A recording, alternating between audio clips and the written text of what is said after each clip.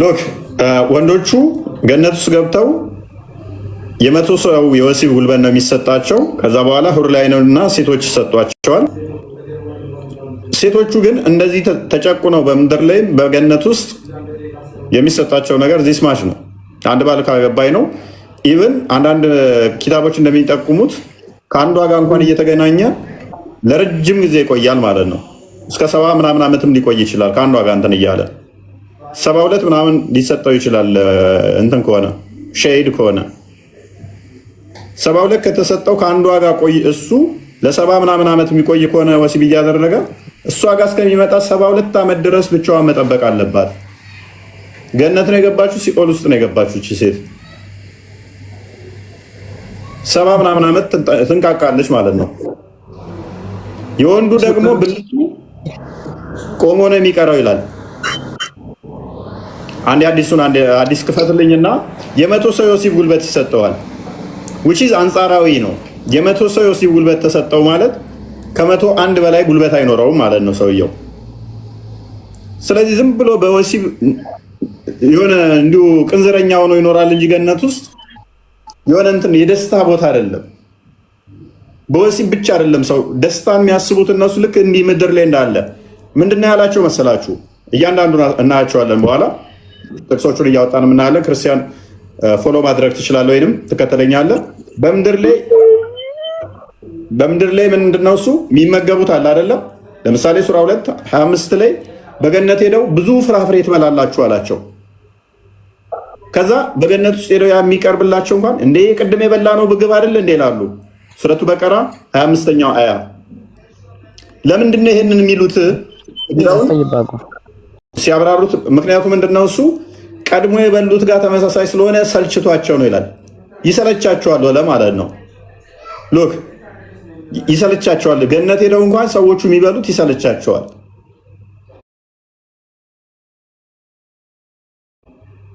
ፕላስ ከምንም በላይ ደግሞ አስገራሚው በምድር ላይ ሙስሊሞች በወርቅ አልጋ ላይ መተኛት አይችሉም፣ በወርቅ ዕቃ መጠጣት አይችሉም። የደለላቸው ምንድነው እሱ ቁርአን ላይ ነው። ይሄ ሙሉውን ሰጣችኋለሁ። ማአት ቦታ አለ። በገነት ውስጥ በወርቅ ዕቃ ትጠጣላችሁ። ለአንድ አማኝ ክርስቲያን ለሆነ ገነት ስገባ በወርቅ ዕቃ ትጠጣለህ። ስለዚህ ገነት በጣም አሪፍ ቦታ ነው። በወርቅ ብርጭቆ ትጠጣለህ። ይሄ እኛን ሊያጓጓን አይችልም። አርቲስቶች፣ ራፐሮች ቼናቸው ራሩሱ ከወርቅ በላይ ዳይመንድና አልማዝ ነው። ወርቅ ሴቶቹ ደግሞ ብራስሌታችሁ ወርቅ ይሆናል ገነት ስገቡ። ይሄ ሊያጓጓ አይችልም። መንፈሳዊ አይደለም። ይሄ ምድራዊ ነው። ይሄ የምትበሉበት እዛ ሳህኑ የወርቅ ይሆናል። ያጓጓችኋል? ይሄ የምትበላበት ሳህን በወርቅ ይሆናል። በቻይና ሳህን ይሰጥህ፣ በኒኬል በብር ይሰጥህ፣ በወርቅ ይሰጥህ። ምንድነው እሱ ቫሊዩ? ምንድነው ቫሊዩ? በወርቅ ዕቃ ትበላለህ። ይሄ የሆነ ተስፋ አድርጋችሁ እንድጠብቁት ያደርጋል። እኛ ደስታችን ዘላለማዊ ነው። አምላካችን ጋር ህብረት አድርገን ደስታችን በምግብና በመጠጥ ሳይሆን እሱን በማመስገን መራብ መጠማት አይኖርም። መራብ መጠማት አይኖርም። ዘላለማዊ ደስታን ገንዘብ እናደርጋለን። ክርስቲያን የከፈትከውን አንዴ ክፈተው አዲሱን።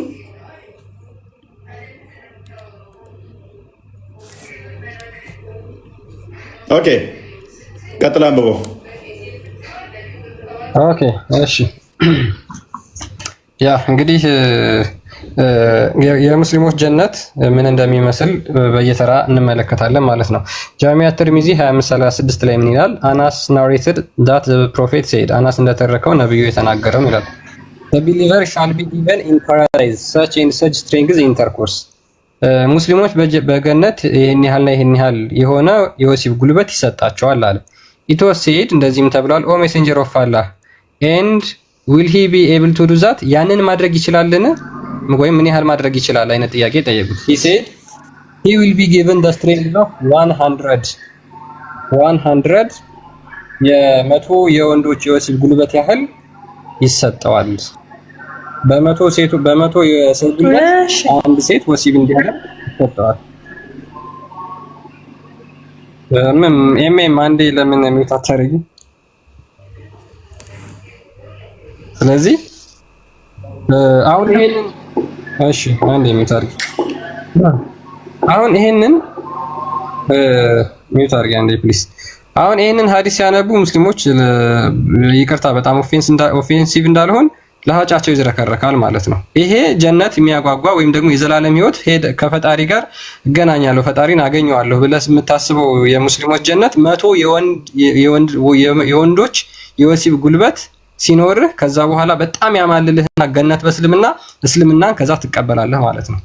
ይሄንን ለሀጭ እየተዝረከረከ በአምላክ ፊት ስትሆን አለ በአምላክ ፊት ስትሆን መታጠብን ግዴታ መታጠብ አለብህ። ፈስህን ፈስተህ እንዴት ጸሎት ታደርጋለህ? የሆነ ቪዲዮ ለከውልኝ በቃ ደከምኩኝ። ፈስህን ፈስተህ ውዱህ ይቋረጣል።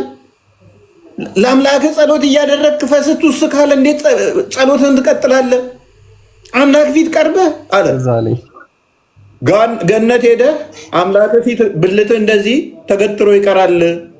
ከዛ እሱ ፊት 72 ሴቶችን እንደረምሳለኝ አምላክ ደግሞ ሴቶቹን ድንግል ይመልሳል። which one is worst? የትኛውን አስከፊው? ፈስህን ቱስ ካደረክ በምድር ላይ መላእክቶች ጸሎት አያደርጉልህም። ደግመ ውዱ እስካላደረክና እንደገና ጸሎት ቦታ ካልሄድክ መስጊድ ሄደህ አንተ ለፍተህ ታጥበህ ጠራ ብለህ ሄደህ ጎንበስ ስትል ቱስ ካለ አምላክ ፊት ቀርበሃል፣ ፈስህን ፈስተሃል። መላእክቶች አይጸልዩልህም፣ ጸሎትህም ተቀባይ አይኖረውም። ሮጠህ ሄደህ ውዱ ማድረግ አለብህ አይደለም? ሚስራ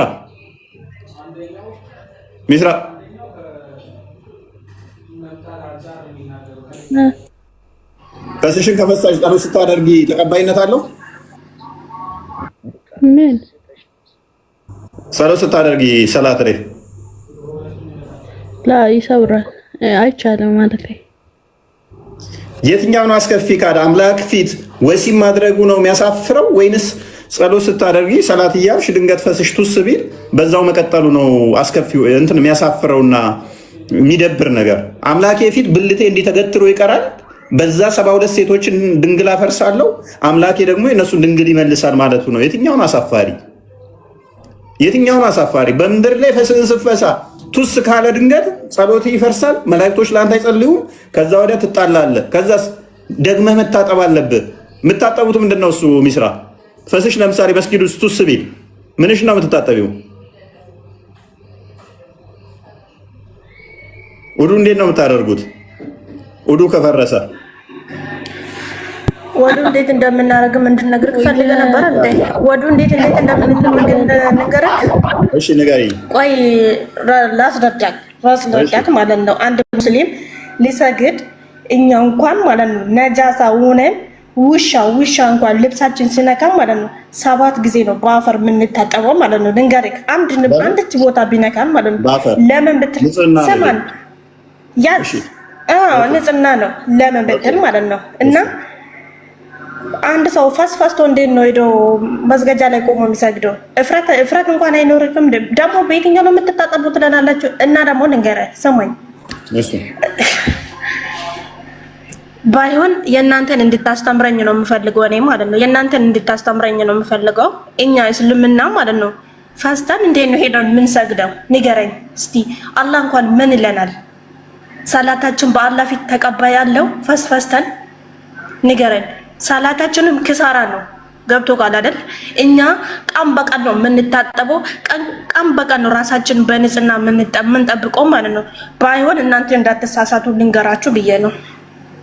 እሺ መልካም። እሺ ፈስ ከተፈሳ ደግሞ ውዱ ማድረግ አለበት አይደል? አንድ ሰው ሙስሊም ሆኖ እንዴት ስማኝ፣ አንድ ሰው ሙስሊም ሆኖ ወዱ ሳይታጠብ እኮ ስማኝ፣ ወዱ ሳያረግ እንዴት ነው ሄዶ የሚሰግደው? እስቲ ንገረኝ። እንኳን በእናንተ እንኳን ይፈቀዳል ባይሆን ማለት ነው። የ11 ዓመት ሕፃን ልጅ እንኳን ታውቃለች ስለ ሰላት ማለት ነው። ችግር የለውም። ውዱ እያደረግሽ ድንገት ፈስ ያመለጠው ሰው ምንድነው ማድረግ ያለበት? አይ ሚን ሰላት እየሰገደ አቋርጦ ሄዶ መታጠብ ነው ያለበት። አቋርጦ ሄዶ ከእንደገና ወዱ ማድረግ አለበት። አለበለዚያ መላእክቶቹ እንደሱ አይጸልዩለትም፣ ጸሎቱም ተቀባይነት የለውም ማለት ነው። በዛው ቢቀጥል ጎበዝ። ውሃ ካጣስ? አቋርጦ ሄዶ ታጥቦ ውሃ ካጣስ? ምን ማለት ነው? ውሃ ካጣ ምን ማለት ነው? ውሃ ካጣ እንኳን ያን ያቋረጠውን ሰላት ደግሞ መስገድ አለበት። በምንድን ነው ውዱ ማድረግ ይችላል? ለምን በትል ሰማኝ ውሃ ከሌለ በምንድን ነው ውዱ የሚያደርገው እኮ ሰማኝ። ምን ማለት ነው? ውሃ የለም ማለት ውሃ ባይኖር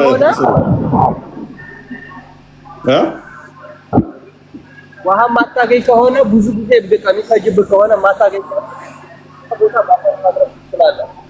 በአፈር እሺ፣ ወይ ድምጽ ሩቅ ነው አንተ። በአፈር ውዱ ማድረግ ይችላል ክርስቲያን። ኦኬ፣ እንዴት እንደሚታጠቡ አሳያቸው ክርስቲያን። ስማኝ አንዴ አዳም ስማኝ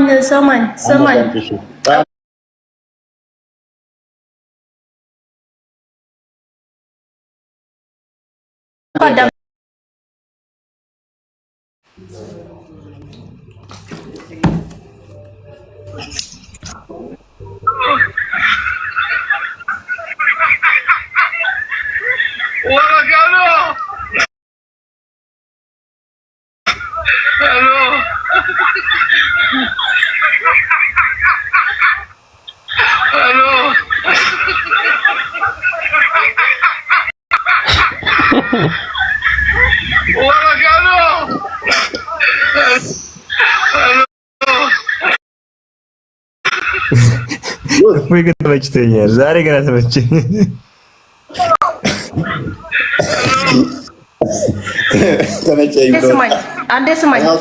አንዴ አቁም አባቴ፣ ይሄን ቪዲዮ አቁም። አሁን አስተውሉ። አዳምጪ። ፈስሽን ከፈሳሽ ጸሎት የምታደርጊው ለአምላክሽ ፊት ነውና ተቀባይነት የለውም። አምላክሽ ፊት ሄደሽ ወሲብ ስታደርጊ ግን እንዴት ነው እሱስ ተቀባይ? አዳምጠኝ። ልጁ ስማኝ እኮ ልጁ መጀመሪያ ሳረግ አፈር ጋር ምንም የሚያነካካ ጉዳይ የለም። ንገርህ አንድ ሰው ውሃ ላጣ የእጁን አሻራ ሄዶ መሬት ላይ ነክቶት ነው መጥቶ ወዱ ማድረግ የምችለው ማለት ነው። አስተዋፍላይ ብሎ ወዱ ማድረግ የምችለው እንደዛ ነው። ንገርህ እንጂ አንተ ምንድን ነው እያልክ ያለከው? ልጁ ስማኝ መጀመሪያ አዳምጪ። ቆይ አይ ትናንትና አስጨርሰኝ። አዳምጥካለሁ፣ በተረተራ አዳምጥካለሁ። አዳምጪ። ቆይ ትናንትና ረጅም ሰዓት አውርተሽ አዳምጠንሽ ሰድበሽን ነው የወጣሽው። ዛሬ ወደ ቶፒካችን እንመለስና ገነት ነው ቶፒካችን። ገነት ስለሆነ እዛ ላይ ሞርፎ ስድብ ነው። ስድብ አትሳደብ። ለምንድን ነው እሱን የምትሰድበው? እሺ ንገረኝ። እሱን ለምንድን ነው የምትሰድበው? እሱን ለምንድን ነው የምትሰድበው? ንገረኝ። ኩሱ ነገር ነው እሱ። ተይው አንቺ እውቀት አለሽ። እሱ ምንም እኮ እሱን መስደብ አይደለም። አንድ ሰው አይ ችግር የለውም በቃ ስማኝ፣ አንድ ሰው ማለት ነው ስማኝ። አይ በእናትሽ በቃ አንቺ መታ አያ መስወርድሻለሁ። በቃ ነጭ ልጥቃ ፈልግ። ያው ምንድነው እሱ ቶፒኩ ላይ ፎከስ አድርጊ። ሉክ ባይሆን አረቂያችን እየጠጣችሁ ነው እዚህ ጋር እየመጣችሁ የምትለፍልፉብን። ሱራ 43 71 አንዴ ክፈተው እስኪ ክርስቲያን። ባይዞ በገነት ውስጥ ትጠጫለሽ አንቺም፣ እሱን አሳይሻለሁ ቀጣይ። አንድ ነገር እያለ ገብተን አንተ ነሳ የምትጠይቀን የኛ ኡስታዞች እኮ የሚጠየቁትን እየመለሱ ታልከስ ጥያቄ ካለ ትቀጥላለህ። ኦኬ አንብበው ክርስቲያን። ኦኬ እሺ ገነትን ግቡ እናንተ ሚስቶቻችሁም ትደሰታላችሁ ትከበሩም አላችሁ ይላቸዋል ሙስሊሞችን ማለት ነው። በምንድን ነው የሚደሰቱት የሚለውን ደግሞ ስናይ ምን ይላል? ዝቅ ብሎ ቁጥር 71 ከወርቅ የሆኑ ሰፋፊ ዝርግ ሳህኖችና ኩባያዎች በእነሱ የሆነ ቀጥልበት። ምንም የሚያስቅ ነገር የለም። ቦርኮ እሺ አንዴ ቦርኮ ናት ብጋባ ምንም ደከመ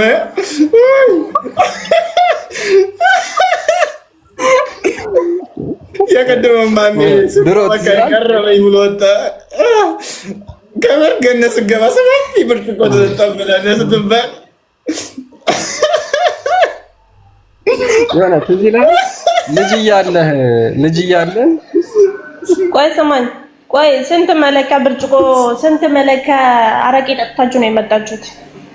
ቆይ አንዴ እናሳይሻለሁ። በሰፋፊ ብርጭቆ የምጠጪው እኮ ጠጅ ነው። ኧረ እናንተ ነው መለክ እሺ አንዴ አንዴ ቆይ ኤምኤም ትቀጥላለች፣ ችግር የለውም። ኤምኤም አንዴ ብቻ ይቅርታ፣ በጣም እባክህ ዝም በል አንተ። እሺ ከወርቅ የሆኑ ሰፋፊ ዝርግ ሳህኖችና ኩባያዎች በእነርሱ ላይ ይዘዋወራሉ። በእርሷም ውስጥ ነፍሶቻቸው የሚከጅሉት አይኖቻቸው የሚደሰቱባቸው ሁሉ አሉ። እናንተም በውስጧ ለዘላለም ዘውታሪዎች ናችሁ። እኔ ይሄ ትዝ የሚለኝ ልጅ እያለሁ እናቴ ወይ አባቴ ሰርግ ቤት እንሂድ ሲሉ ይሄ ነገር እንደሚቀርብላቸው እያሰብኩ ቀና ነበር። ሌላ ምንም የለውም። በቃ ይሄ ሰፋፊ የሆነ ዝርግ ሳህን በዛ ምግብ ቀርቦልህ ትበላለህ። ኦኬ ሱራ 76 17ን ክፈተው። ምንድነው እሱ? በሰፋፊ ብርጭቆ ኩባያ የሚቀርብላቸው ምንድነው? ለምን ጥያቄ ልንጠይቅ ገብተን አንተ እየከፈክ ታሳየናለህ። እኛ የእናንተን እኮ አንፈልግም፣ የእኛንም እናውቃለን። ስለ ሃይማኖታችን ጀነት ገብተን ምኑን ጠጣም አንጠጣም ያን ችግር የለውም። ይፈገባ ነው። ለምን ትነግረናለህ? ለምን ትነግረናለህ ይላል። ማወቅ አትፈልግም እንዴ? ምንድነው የሚጠጡት በገነት ውስጥ? ቁጥር 17ን እሺ ቁጥር 17 የሚጠጡት ምንድነው? በእርሷም መበረዣዋ ዘንጅብል የሆነችን ጠጅ ይጠጣሉ። ምን የሆነች ዘንጅብል ጠላ ማለት ብቻውን ስለማይጠጡት መበረዣም ተዘጋጅቶላቸዋል። እሺ በሰፋፊ ኩባያ ምንድነው የምትጠጡት? እኔም በሰፋፊ ኩባያ ምንድነው የምትጠጡት? ምንድነው የምንጠጣው? በሰፋፊ ኩባያ ምንድነው የምትጠጡት? በሰፋፊ ኩባያ አሁን ይሄን ተጣጣ ጋሸማሙ ራይ ስማኝ አንዴ ስማኝ።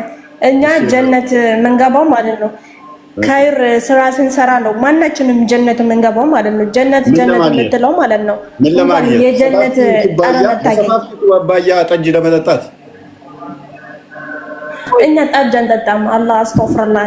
ምንድነው ጀነት የምትለው ማለት ነው። ራስህ ግን ሲኦል ውስጥ እንዳታገኝ ነው የምፈራልህ። ቁርአን አንብቢ። አያውቁትም እኮ ቁርአናቸውን በዚህ መጠን ይውላችሁ ብሬኖ ሻር እዚህ ጋር አንድ ጥያቄ አለኝ። ያመጣችሁልኝ እኛ ምን አገባን? ሙሐመድ ቀጥል። እሺ ሴቶች ደግሞ እኮ ጀነት መግባት ቻንስ የላቸውም ባላችሁ ከገባ እንጂ መጀመሪያ እግዚአብሔር ይሁን ለእግዚአብሔር ሰው ወንድሜ በጣም ነው የምወደው። እኔ ወሳስ መሐመድ ይባላለሁ። ጌታን ተቀብያለሁ አልሐምዱሊላህ። እኔ ወደ መንገድ በጨለማ ወደ ብርሃን መጥቻለሁ አልሐምዱሊላህ። ሴቶች እዚህ ጋር ለሴቶች አይፈቀድም ጀነት ማለት ነው። ባላ ከገባ ነው የምትገባ እንጂ ሴቶች እንጨት ወገባ ላይ እንጨት ተሸክማ ወደ አዛብ ነው የምትገባ አለ ባላ ከገባ ነው ጀነት የምትገባ። ለዚህ ለሷ መናገር ይቅርታ ትንሽ ያስቸግረኛል አማርኛ። የማንኛው በጣም ነው የምወደው። አንተ የወንጌል ወታደር በጣም ነው የምወደው፣ አከብራለሁ። ቴንክ ዩ። ኦኬ እሺ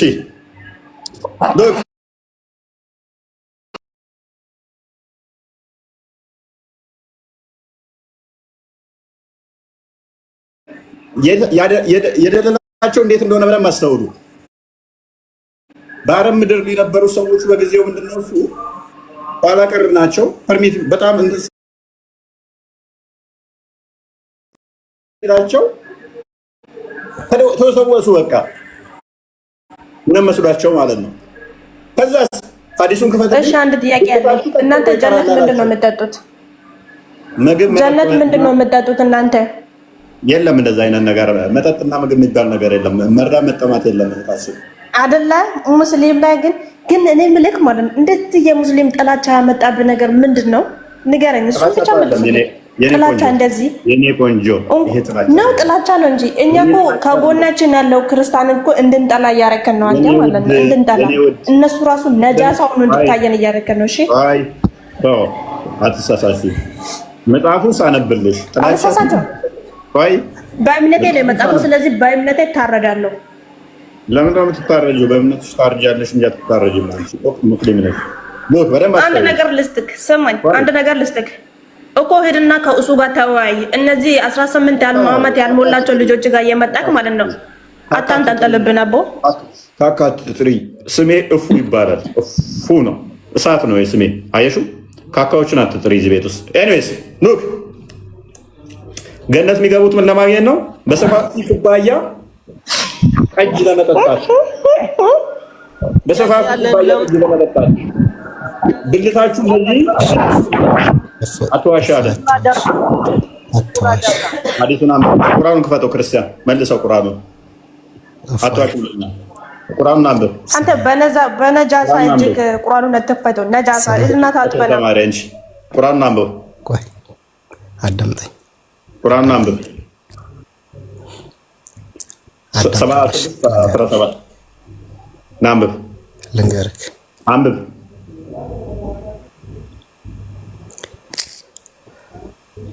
አንብብ ሰማኝ። ልንገርክ አንብብ። ጀነት ውስጥ አዳምጠ። ጀነት ውስጥ ተዋክብቶች ይታዩሃል። ሰማይ ላይ ተዋክብቶች ይታዩሃልማ። ከነዚህ ይበልጣል መጠጫው ከዛ ይበልጣል ነው የምልህ። እመነኝ። ከከዋክብትም ይበልጣል። ይበዛሉ። በጣም ብዙ ብርጭቆ ነው ያለው። በፈለከው አይነት የወርቅ ተፈለከ በፈለከው አይነት ይሰጥሃል ጀነት ውስጥ ልቦና በሻው በኒኬል በብር በወርቅ የተለያየ ብርጭቆ አለ። አምሮክ አንተ ፍላጎትህ ይሟላል። ያንተ ልቦና ብቻ ነው የሚወስነው። ስለዚህ የሆነ ቁሳቁስ ቤት ነው ያለው እዛ። አንተ ተፈለከው ያሻህን ታደርጋለህ። ስለዚህ ወንድሜ እዚህ ጋር እሱ የማመድ ህልም ነው ታውቃለህ። ወንጌል አስተምሮ በእናትህ እኛ በወንጌል ተማረከናል። በወንጌል አስተምሮ እሱ የማመድ ህልም ነው ወንድሜ። ስለዚህ ምንድነው እሱ ማለት ነው? ቆይ አዳምጠኛ። በየተራ እናውራ፣ እየተደማመጥን እንደ ምሁር እናውራ። እሺ ቀጥል።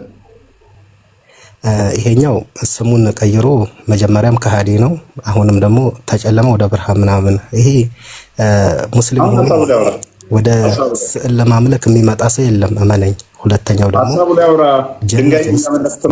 ጀነት ውስጥ በብርጭቆ በትልቅዬ በሰፊ ብርጭቆ ጠጅ ጠጣለሁ ብለህ ጋነም ትገባታለህ። ጠጅ የምትጠጡት እናንተ ናቸው። እዛ ያሻህን ነገር ታደርጋለህ። መሞት ትኖራለህ።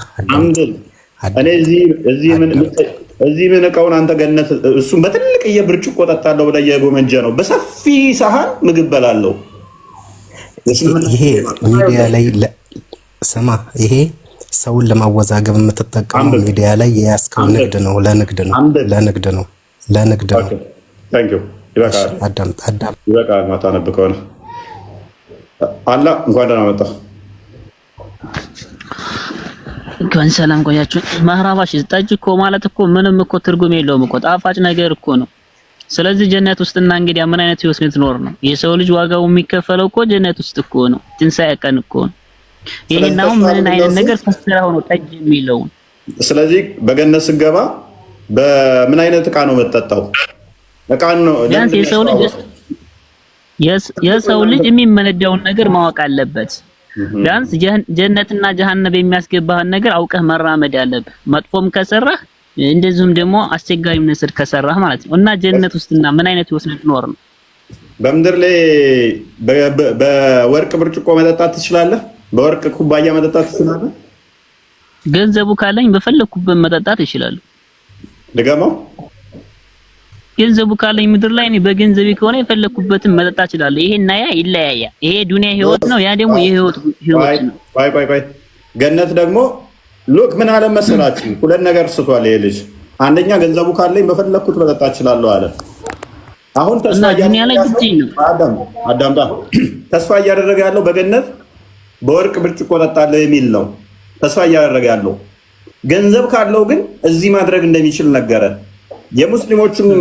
የሙስሊሞቹን ገነት ማንኛውም እዚህ ገንዘብ ያለው ሰው መኖር ይችላል ማለት ነው የመጀመሪያው። ሁለተኛ በምድር ላይ በብርጭቆ በወርቅ ኩባያ እንዳጠጡ ብሏል። ምክንያቱም በገነት ስትገቡ እናንተ የምትጠጡበት ነው፣ እዚህ የበለጧችሁን እዛ ሄዳችሁ የምትበልጡበት ነው ብሏል። ሐዲሱን አታውቅም ማለት ነው። ላ የሰው ልጅ ቢያንስ የሥራውን ነው። ምንም የምታስተምረን ነገር ሲቀጥል ደግሞ መሐመድ የሚባለው ልጅ ደግሞ ስለ ሴት ልጅ አንስቶ ነበረ። ወደ ባሏ ከገባ ጀነት ያስገባል። ሽፍታ አታድርግ። የምን ሽፍትነት የሚለው ወላ በፈለክበት ከቁርአን አንቀስ ከሆነ ማለት ነው። እውነታው ያዝ በወርቅ ኩባያ እንዳጠጡ ብሏል አላለም ነብይ? ማ ነብይ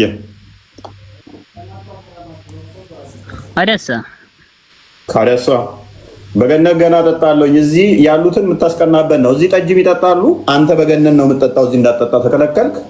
እዚህ በወርቅ ኩባያ ሌሎች ይጠጣሉ፣ አንተ በወርቅ ኩባያ ገነት ትገባለህ፣ ተከለከልክ። ስለዚህ እኛ እዚህ ላይፍ የምንኖረውን እዛ ትኖራለህ ብሎ ቃል ገባልህ። እውነት መስሎ ተሰወስክ።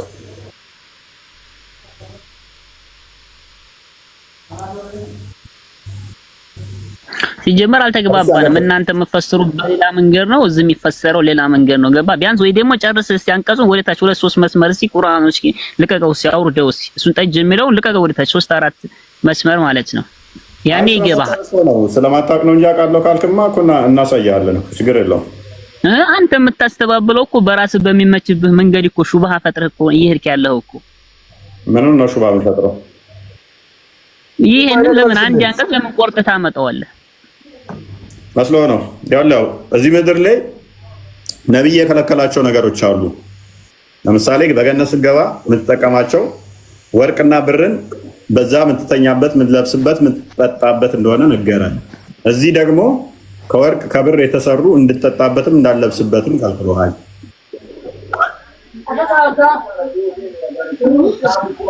የተከለከለብንን አንቀስጠኝ። እሺ የተከለከለ ቦታ የለም። አልተከለከለም። ቻሌንጅ ታደርገኛለህ? አዎ ስጠኝ ከቁርአን አብስ። ኦኬ አልተከለከለም ብለዋል። ቡሃሪ 56:33 ክፈተው። እሺ ምንድን ነው የሚለው? አያ ክፈተው፣ አንብበው። በምድር ላይ ማይጠቃ እናንተ ስላልተጠቀማችሁ በገነት ያንን ታገኛላችሁ ብሎ ነው የሰወሳችሁ። አንብብ። ሐደሰና መሐመድ ምን ማለት ነው?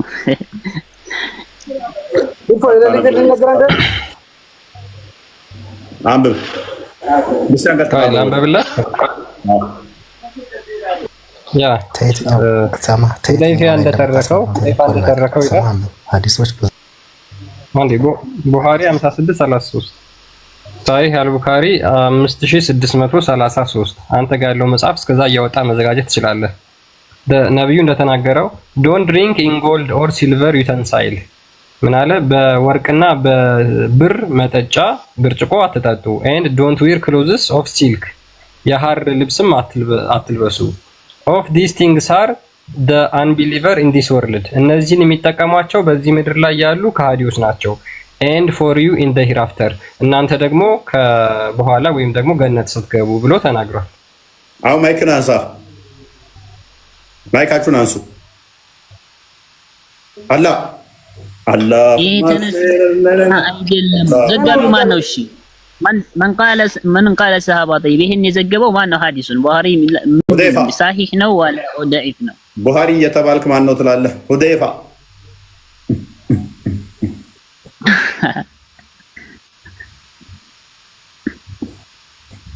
ምንድነው እሱ የሚያስገው? ሲጀመር እናንተ እንደምትሉት አይደለም። እናንተ በሚመቻችሁ መንገድ ነው እየነዳህ ያለው።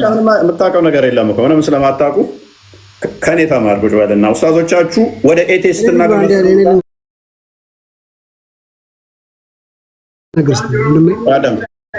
አዳም አንተም እኮ የለም ብለህ ነበር።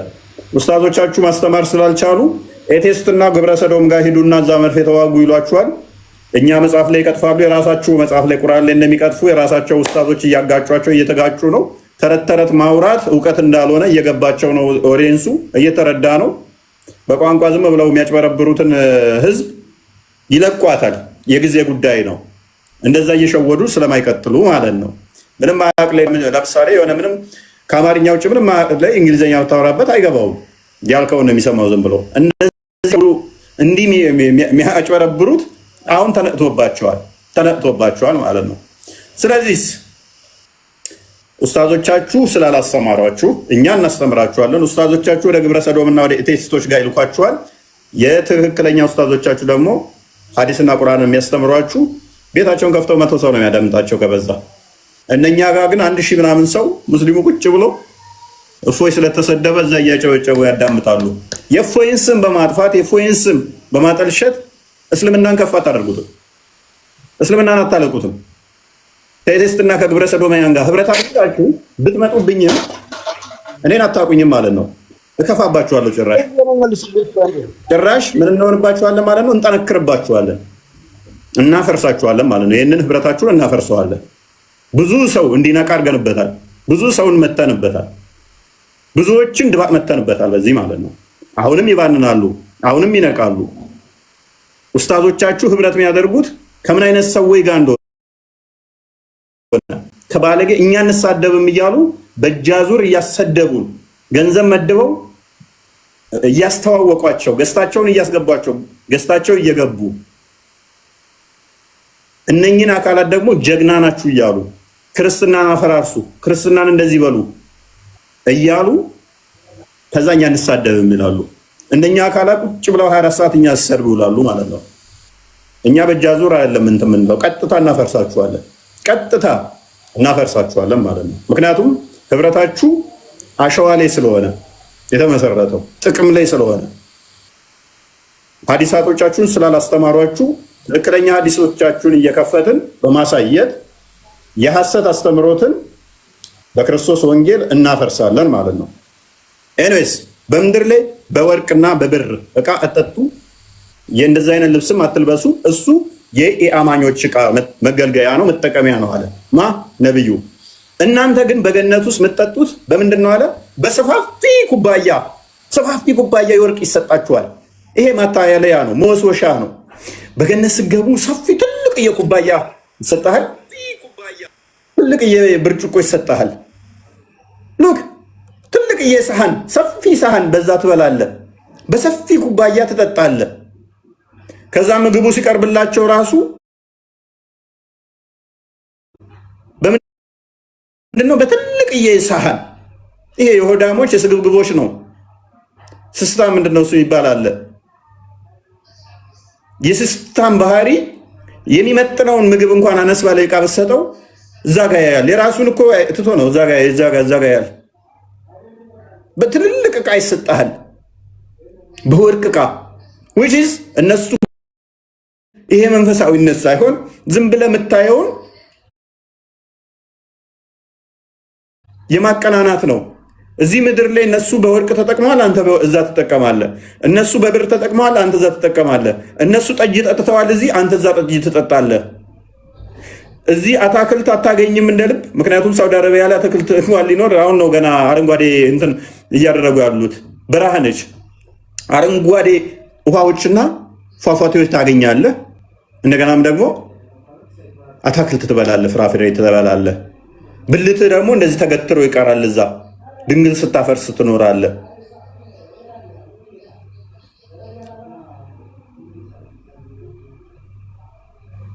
የምትበረዘው ራሷ በምንድን ነው? ጠጇ በዝንጅብል። በእርሷም መበረዣዋ ዝንጅብል የሆነች አልጋቸው ራሱ ምንድን ነው? የአጎበራ አልጋ፣ የወርቅ አልጋ የሆነ ከዛስ ወንዶች እንትኖቹ የሚዞሯቸው ሱራ 2:25 ነው። ይክፈተው። ኦኬ ቀጥል።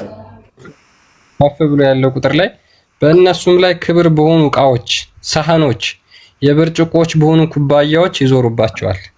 በጣም ብዙ ብርጭቆ በሰርቪስ ሆኖ ይዞርባቸዋል። ይሄንን ከዛ ትጋታለህ በላም መልክ ይወጣል ብለህ ከዛ ታምንና እስልምና እኮ ብለህ ይሄንን ለእንትን ትናገራለህ ማለት ነው፣ ትሰብካላችሁ። አንድ ልጨምርላችሁና ቆይ 22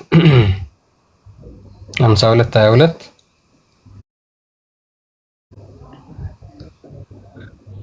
እሺ ይችን አንዴ እንትን ብሏት ሁላችሁም ተመልክቷል። እሺ ሉክ በምን እንደሚያባብሏቸው ማለት ነው። ከሚሹትም ሁሉ እሸትንና ስጋን እንጨምርላቸዋለን። የምትፈልገውን አይነት እሸት፣ የባቄላ እሸት ከፈለክ ካለ፣ የበቆሎ እሸት ከፈለክ ካለ፣ የሽምብራ እሸት ከፈለክ ካለ አለ ነፍስ ሁሉ የሚሻው ነገር ስለሚሰጥ ማለት ነው። እሸትንና ስጋን እንጨምርላችኋለን። ይህንን ለመብላት እሸት ለመብላት ስጋ ለመብላት የበሬ ስጋ ለመብላት ገነትን በጣም ተስፋ ታደርጋለህ። በቀን 5 ጊዜ ግንባር እስኪጠቁር ድረስ ትሰግዳለህ። በውስጧም መጠጥ ይሰጣሉ፣ በውስጧም ውድቅ ንግግርን መወንጀልም የለም እያለ ይቀጥላል። ስለዚህ ይህንን ስጋና እሸት ብራሪ የበረሩ የሚሄዱ ወፎችን ለመብላት ሙስሊሞች ምን ያህል የሚከፍሉትን መስዋዕትነት ሁላችሁም ታውቃላችሁ። እንግዲህ ሉክ ሱራ 2:25 ላይ አንድ እናሳያችሁ። እሺ ላንብብልህ ወይስ ትሄድበታል? እሺ እነዚያ ያመኑትና መልካሞችም የሰሩትን ለእነርሱ ከስሮቻቸው ወንዞች የሚፈሱባቸውን ገነቶች ያሏቸው መሆኑን አብስሯቸው። ከእርሷ ከፍሬ አይነት ሲሳይን በተመገቡ ቁጥር ፍሬዎችን ስለሚመሳሰሉ ይህ ያ ከአሁን በፊት የተመገብነው ነው ይላሉ። እየበሉ ፍሬው የተደጋገመ ይመስላቸዋል። እሸት እየበሉ የተደጋገመ ይመስላቸዋል። ይሰለቻቸዋል። እንዴ ይህንን ትናንትና በልተነው አልነበር እንዴ? ይህን ቅድም በልተነው አልነበር እንዴ? እንዴት አሁን ድጋሚ ይቀርብልናል እያሉ ምን ይላሉ? እንዴ ከአሁን በፊት እኮ በልተነው ነበር፣ እንዴት ድጋሚ ይቀርብልናል? ምን ይላል? ከዛ አላህ ምን ብሎ ያጽናናቸዋል? እርሱም ተመሳሳይ ሆኖ ተሰጡት። አይ ይመሳሰላል እንጂ በቀደም የበላችሁት አልነበረ። ለእነርሱም በውስጧ ንጹህ የተደረጉ ሚስቶች አሏቸው። ይሄን ተስፋ አድርጋችሁ ነው የምር በቀን 5 ጊዜ ግንባራችሁ እስከሚጠቁር የምትሰግዱት? ይሄን እኮ ገንዘብ ካላችሁ እኮ እዚህ ምድር ላይ ማድረግ ይቻላል። በነገራችን ላይ ገንዘብ ካለ ብር ካለ ምድር ላይ ይደረጋል። ኢት ፍሩት ኢት ሰፈር ያለ ኢት ፍሩት ኢት ፍሩት የፈለከው አይነት አትክልት አለ፣ ፍራፍሬ አለ። በትልቅ የሳህን በላለው ብሎ ሰው ገነትን ይመኛል። በትልቅ የኩባያ እጠጣጣለህ ጠጅ ተብለህ ብልትህ እንደዚህ ቆሞ ይቀራል። 100 የወሲብ ጉልበት ይሰጥሃል። ይሄንን ተስፋ አድርጎ ገነትን ሰው ይመኛል። ይሄ እኮ ሰው በምድር ላይ ሳለ በስጋው የሚያስበው ነው፣ በስጋው የሚመኘው ነው። በስጋ ውስጥ ሳለ የሚያስበው ነገር እንጂ በምድር ላይ ጸሎት ስታደርግ ሰላት ስትሰግድ ፈስት ውስጥ ካለ ተቀባይነት የለውም። ውዱ ደግም ማድረግ ግዴታዬ ነው ምትል አካል አጸያፊ አሳፋሪ ነው ብለህ ያሰብክ በገነቱ ስትነሱ 60 ክንድ ረጅም ሆናችሁ ወንዶቹ ራቁትም ሴቶቹም ራቁት ሆነው ብልታቸው ሳይገረዝ ነው የሚለው። እንደዛ ተነስተ ከዛ እሱ ፊት ብልቱ ቆሞ ይቀራል። 100 ወሲብ ጉልበት ይሰጠዋል። ከዛ ድንግል ያፈርሳል፣ አላህ ድንግልና ይመልሳል ብሎ ማሰብ በራሱ ዊርድ። ከዛ ምግብ ይሰጣቸዋል። ምግቡ ደግሞ ምን ያደርጋሉ? ይሄ ቅድም የበላህ ነው እያሉ ያማርራሉ። ከዛ ምን ይጠጣሉ? በወርቅ ኩባያ ጠጅ ይጠጣሉ። ግን ዊርድ። ይሄንን ሰው ተስፋ ያደርጋል፣ ያጓጓቸዋል የሚላል እኮ ገነት ሰዎች እነኛዎቹን ማለት የገሃነሞቹን። እናንተ የገሃነም ሰዎች ያኔ እኛ አልጠጣንም ነበር ጠጅ፣ እናንተ ስትጠጡ ነበር።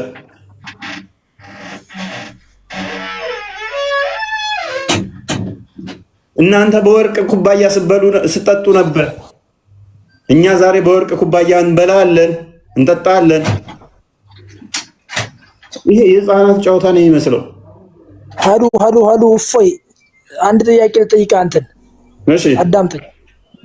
ጥያቄ አለ ለአንተ። ጥያቄ ምንድን ይመስላል? አንተ የሚያነበው የስርዓተ አልበኝነታችሁ ጥግ የነካ ማለት ነው። አንድ ሃይማኖትን አንተ እያቆሸሽክ የኔ ሃይማኖት ይከበራል ብለህ ማሰብህ ራሱ ያንተን ድድምና ነው። ያንተን ድድምና ይገልጻል። ገባህ አይደለ? ማውታው ሐዲስና ቁርአን ካሳፈረ ቁርአንን ባረብኛ ቆሻሻና አልኩ። አንተ በሃይማኖት ባታፍር ኑሮ ስታስተምረው አታልቅስ። ቁርአንን የተነበበው በአረብኛ ስትለው እኮ ያምራል። በጣም የገማህ ሰው ነህ አንተ፣ የመጨረሻ ማለት ነው።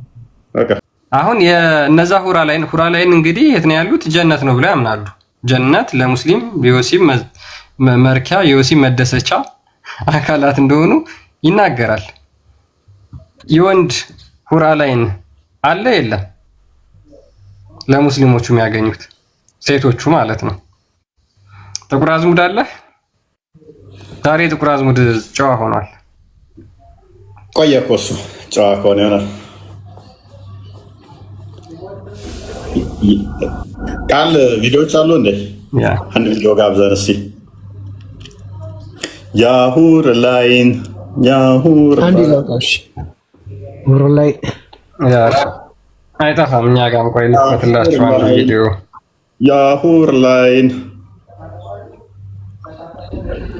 ጀነት ብሏል። የጀነት ሰዎች አላችሁ ወይ? ጭንቅላቱ ሲይዝ ነው እኔ ማለት ለምንድነው መጮህ ያስፈለገው? ደግሞ መስጊድ ውስጥ እያስተማርክ አልተወሰወሳችሁም አልረካችሁም ምናምን እንደዚህ አይነት ቃላቶች መጠቀም ጤናማ አይደለም እኮ።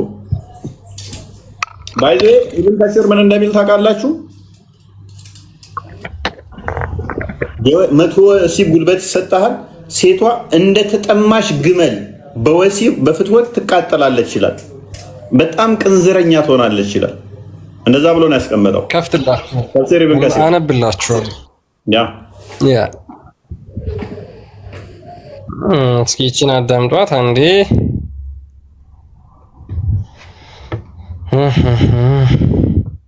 አላህ ለባሪያዎች ያዘጋጀው ምን አይነት ጸጋ ነው! ለጥንቁቆቹ አለ አላህ መዳኛ ስፍራ አላቸው፣ ለስኬት የሚበቁበት አትክልቶችና ወይኖችም አሏቸው።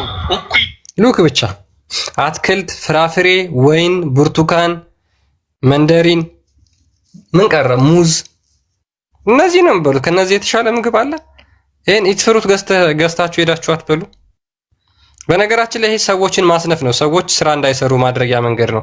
ምን ችግር አለው? እዚህ ምድር ላይ ብራ ብጠማ ሙዝ ቢያምረኝ ብርቱካን ቢያምረኝ ጀነት ሄጄ እበላለሁ። ብዙ ሙዝ አለ፣ ብዙ ማንጎ አለ፣ እዛ ሄጄ እበላለሁ። እዚህ ሰርተህ አበላም። እዚህ ምን ያደርግልሃል? ጀነት ሄደ እዛ ምግብ ይሄ ሙዝና ብርቱካን እየላጥክ ልበላ ነው። ሙዝ ማንጎ እየላጥክ ልበላ ነው። ኧረ በቅዱስ ሚካኤል። እሺ እና አዳምጦን ቀጥል። ለጥንቁቆቹ አለ አላህ መዳኛ ስፍራ አላቸው፣ ለስኬት የሚበቁበት አትክልቶችና ወይኖችም አሏቸው። እኩያዎች የሆኑ ውጭምባዎች ጡታቸው ያልወረዱ ሴቶች ጀነት ውስጥ ይሄ ነው። ይህን ነው እናገኛለን ብለው የሚሄዱት። ስፍራ አላቸው፣ ለስኬት የሚበቁበት አትክልቶችና ወይኖችም አሏቸው። እኩያዎች የሆኑ ውጭምባዎች ጡታቸው ያልወረዱ ሴቶች ጀነት ውስጥ ይሄ ነው። አሁን ክርስቲያን ወንዶች ምን ታስባላችሁ?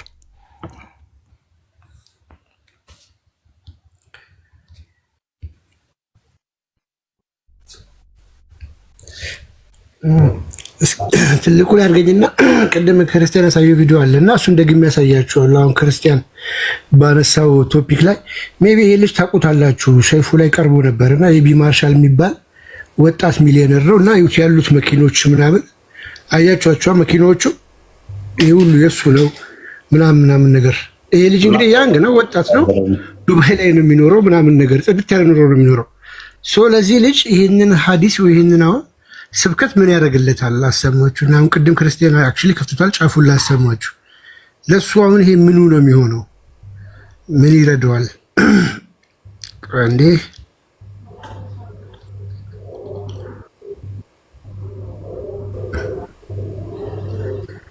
ኡስታዙ ሲያስተምር እንዴት እንዳስተማረው አይታችሁታል።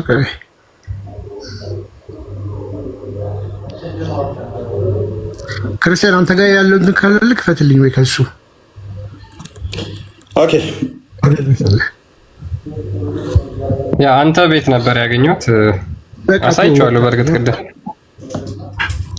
ነው ነብዩ አለይሂ ሰላቱ ወሰላም በሰሂህ ሐዲስ ሰዎች ውብ ናቸው። ለዛም ነው ነብዩ አለይሂ ሰላቱ ወሰላም በሰሂህ ሐዲሳቸው እንዳሉት ሱቁ ሊያል ጁምዓ ሚቢያል ጁምዓ ቀን ሁሌ ገበያ አለ። አላህ የዛ ሰው ይበል። አብሽሩ። እዚህ ሾፒንግ ሄዳችሁ ገንዘብ አጥሯችሁ መግዛት የማትችሉትን ነገር ሁላ አብሽሩ፣ ጀነት ላይ ትንበሸበሻላችሁ። ወላሂ ለዛም ነው የቁል ረቢ ጀለ ወዐላ ወለኩም ፊሃ ማ ተሽተሂ አንፉሱኩም ወለኩም ፊሃ ማ ተድዑን ኑዙለን من غفور رحيم إلى الله جل وعلا. الله يزاسي بلنو ولكم فيها ما تشتهي أنفسكم لن أنت بجنة نفسياتشو ياشاتشو نقر الله ياشاو نقر نيالو دنيا الله سبحانه وتعالى عندي تمنيتو يعطعو نقر هلا زعل أبشر ولكم فيها ما تشتهي أنفسكم የመብል አይነት ሊሆን ይችላል፣ የመጠጥ አይነት ሊሆን ይችላል፣ የመላብስት አይነት ሊሆን ይችላል፣ የመኪና አይነት ሊሆን ይችላል። እዚህ ፌራሪ ያለ ቡጋቲ ያለ አይደለ እንዴ? እነዚህን መንዳት ያልቻልከው አብሽር ትነዳዋለህ እዛ ወላሂ ወለኩም ፊሃ እና ትነዳዋለህ አለ። ለዚህ ልጅ ምን ብለህ ነው የምትሰብክለት? ስብከት ለሱ ጀነት ላይ ለሱ ምንም ነው። ኡስታዙ ሲናገር ምን አለ? ሐዲሱን አይቲ ክርስቲያን ታዘጋጀዋለህ። በጀነት ውስጥ ገበያ አለ፣ ማርኬት አለ። በየጥጋ ጽጉ ኡስታዙ እንደው ማዘናገሩ ሴቶች ሁሉ አሉ አይደል እንዴ?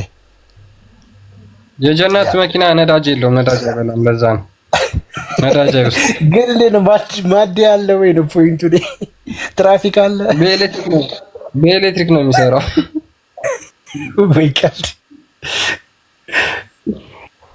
ግን እነዚህ ነገሮች እንዴት ነው? ዱባይ ላይ እኮ አንድ አረብ ጸዳ ብሎ ያገኘዋል። የወርቁ ሳህንም የወርቁ ማንኪያም ምናምን ቡርጂ ለአረባውን ሆቴል ሳህኑም ወርቅ ነው፣ ማንኪያውም ወርቅ ነው። ብርን ይጭነቀው እንጂ በእንደዚህ አይነት ሰርቪስ መዝናናት ትችላለህ። ቡጋቲም ከፈለክ ቡጋቲም ትነዳለህ። ምንድነው ሰውን እንትን የሚያደርጉት? አሁን እዛ አረብ ሀገር ያለ አንድ ሙስሊም ምንድነው ሊደንቀው የሚችለው? ግራ የገባኝ እኮ እሱ ነው። ምን እያሳጨት ትመስላለህ? ቀና እንዴ?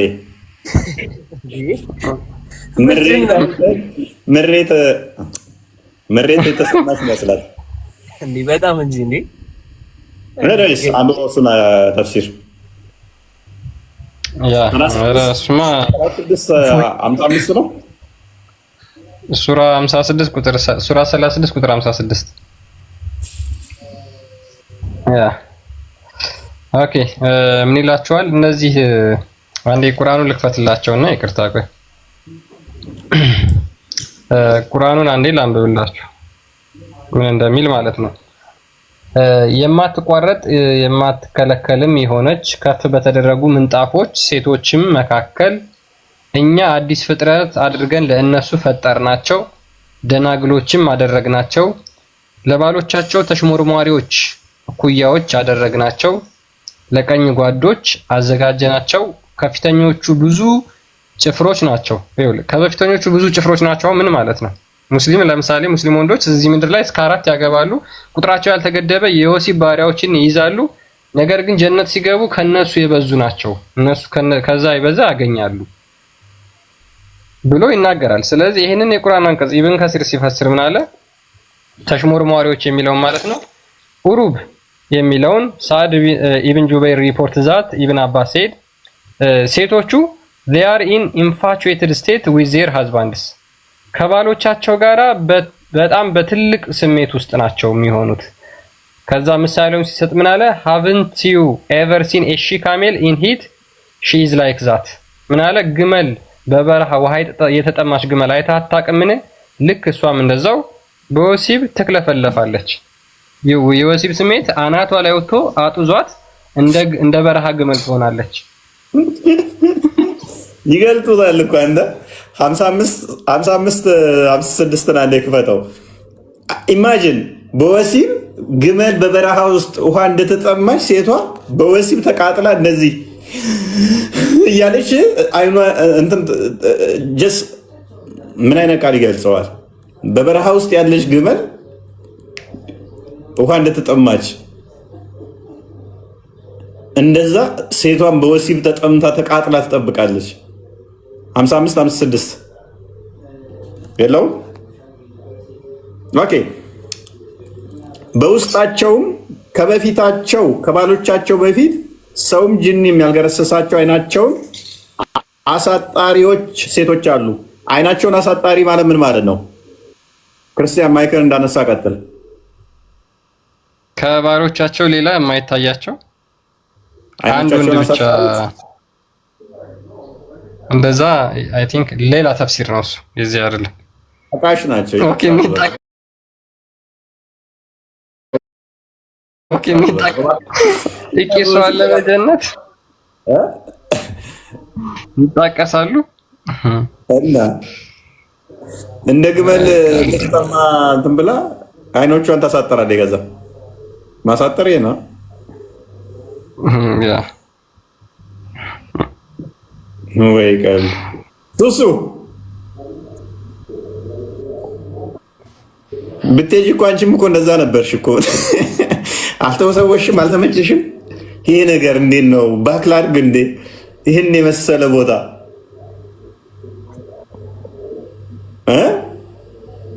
እንዴት አየሽው? ኧረ እንደው ገርሞኛል። ብዙ ጉድ አዳመጥኩ። ማለት ስታስቢ አሁን የሆነ ዝም ብሎ ሰፈር ውስጥ እንደው በአካል አሁን ያይደለ ነው ምና እንትን የሚባል ነገር አይመስልም። በትልቅ እቃ ትበያለሽ፣ በሰሃን በትልቅ ባያት ትጠጫለሽ። ተዛ ገነት ውስጥ የወሲብ ፍላጎቷን እንደ ግመል እንደተጠማይ ትሆናለች ሴቷ። ወንዱ ደግሞ መቶ የወሲብ ጉልበት ይሰጠዋል። ብዙ ፍራፍሬ ትበያለሽ፣ ጠጅ ትጠጫለሽ። የሆነ ቀልድ አይመስልም? በጣም ከኡስታዞች ጋር አልሰማም ብዙ ጊዜ ከዚህ ስመጣ እንጂ ሰማታውን ከነሱ ጋር አያነሱትም። ይሄውን እኮ አሰማናችሁ ኡስታዞችንም፣ ግን ምንድነው ትኩረት አሰጡትም። እዛ ያላችሁ በደንብ እንትን አትሉትም። ትኩረት ሰርታችሁ አይደለም የምታዳምጡት። እኛ ስንለው ነው ትኩረት የምትሰጡት።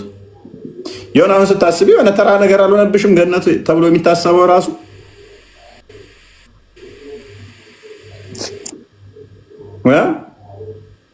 ያጓጓል። ምን አልከ? ያጓጓል።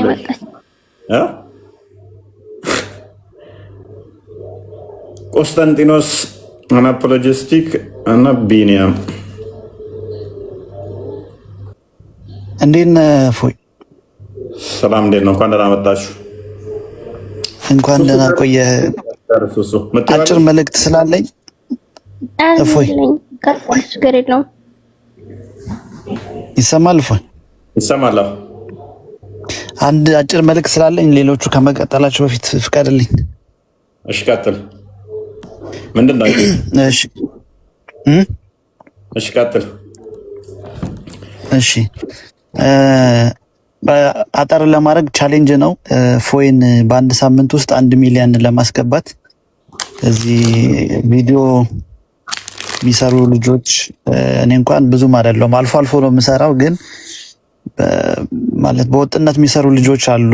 እነ ዘልዳ የሚባሉ የምታውቋቸው፣ እነ ድፊባቸው፣ ሄለን፣ ሰባቱ ጎረምሶች፣ ማሌት፣ ሌሎችም አሉ እና ቪዲዮ ይለቃሉ። በአንድ ሳምንት 1 ሚሊዮን እንዲገባ ማለት ነው። ለማስጀመር ያህል አሁን እኔ ለቅቄ ነው የገባሁት አንድ ቪዲዮ ኢንተርቴን እያደረጋችሁም እንድታዩት ለማስጀመር ያህል ማለት ነው። እና ብዙ ጊዜ ያው ድብደባ ስለሚበዛበት ቤቱ 800 ሺህ ከገባ ቆይቷል፣ ግን ንቅንቅ አይልም። ቪዲዮቹም እንደ ድሮ አይታዩም። ነፍሱን አስይዞ ነው እየሰራ ያለው። ቤተ ክህነት የሚሰራውን ስራ ነው ብቻውን። ያ ወንድሞች አሉ በእርግጥ ይህ ሁሉ መስዋዕትነት እየከፈለ ከዚህ ማለት ሊሚቱ ነው ማለት ሰው ከዚህ በላይ ቪዲዮ ይለቃል፣ ላይቭ ይገባል በየቀኑ ዲሲፕሊን ሆኖ ፕሮፌሽናል በሆነ መልኩ ማለት ነው።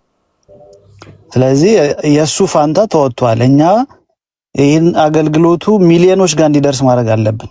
በጣም ብዙ እንግዲህ በሚሊዮን በቢሊዮን የሚቆጠር ሰው በጨለማ እየኖረ ነው እና ለእነዚህ ሰዎች ወንጌል እንዲደርስ ያሉበት ጨለማ እንዲታይ የዚህን ልጅ አገልግሎት በደንብ ማስፋት አለብን። አንዴ ቪዲዮ ለቀቀ በቃ ስልጣን የለውም። ስልጣኑ የኛ ነው። ኮፒ ሊንክ ማድረግ አልጎሪዝሙ የሚፈልገውን ነገር በሙሉ ማድረግ የኛ ፋንታ ነው። ይሄ ሞቲቬሽን አትፈልጉ በየጊዜው ማለት ነው። ስለዚህ በአንድ ሳምንት ውስጥ እናደርጓለን እያላችሁ ጻፉልኝ ከታች። በአንድ ሳምንት ውስጥ ለፎይ በሁለት የምናደርገው ነገር ነበር እኮ ማለት የኛ ዳተኝነት ያው ግንዛቤ ውስጥ ማስገባት ነው እንጂ በአንድ ቀን ካለን የህዝብ ቁጥር አንፃር ካለን ኦፖርቹኒቲዎች አንፃር 2 ቀን ምናምን በቂ ነበረ። ግን ስንፍናችንን ግንዛቤ ውስጥ በመክተት በአንድ ሳምንት ውስጥ እናደርገዋለን እያላችሁ ኮሜንት ላይ ጻፉ። ይሄንን ሪከርድ የምታረጉ ደግሞ ቆርጣችሁ ትለጥፉታላችሁ። ሌሎቹ ደግሞ እንደዚሁ ፎይ ታስገባቸዋለህ፣ ይመጣሉ። ዛሬም ከነገ ወዲያም ነገም ሞር ብዙ ሰው ስላለ እዚህ ጋር ሰው እየገባ ኮፒ ሊንክ እንዲያደርገው የለቀቁትን ቪዲዮ ሰው እንዳይላቸው ትፈቅድላችኋለህ። ስለዚህ እኔ ትንሽ እዚሁ ቁጭ እላለሁ። እየገባችሁ መጀመሪያ ላይ ፒን ያረኳት ሪፖስት አድርጉ፣ ዱዊት አድርጉ። በቃ የሚደረገውን በሙሉ አድርጉና ተመለሱ ማለት ነው። ትንሽ ቆይቼም እንግዲህ ሪፍሬሽ አደርገዋለሁ። እግዚአብሔር ይስጥልኝ። ፎይ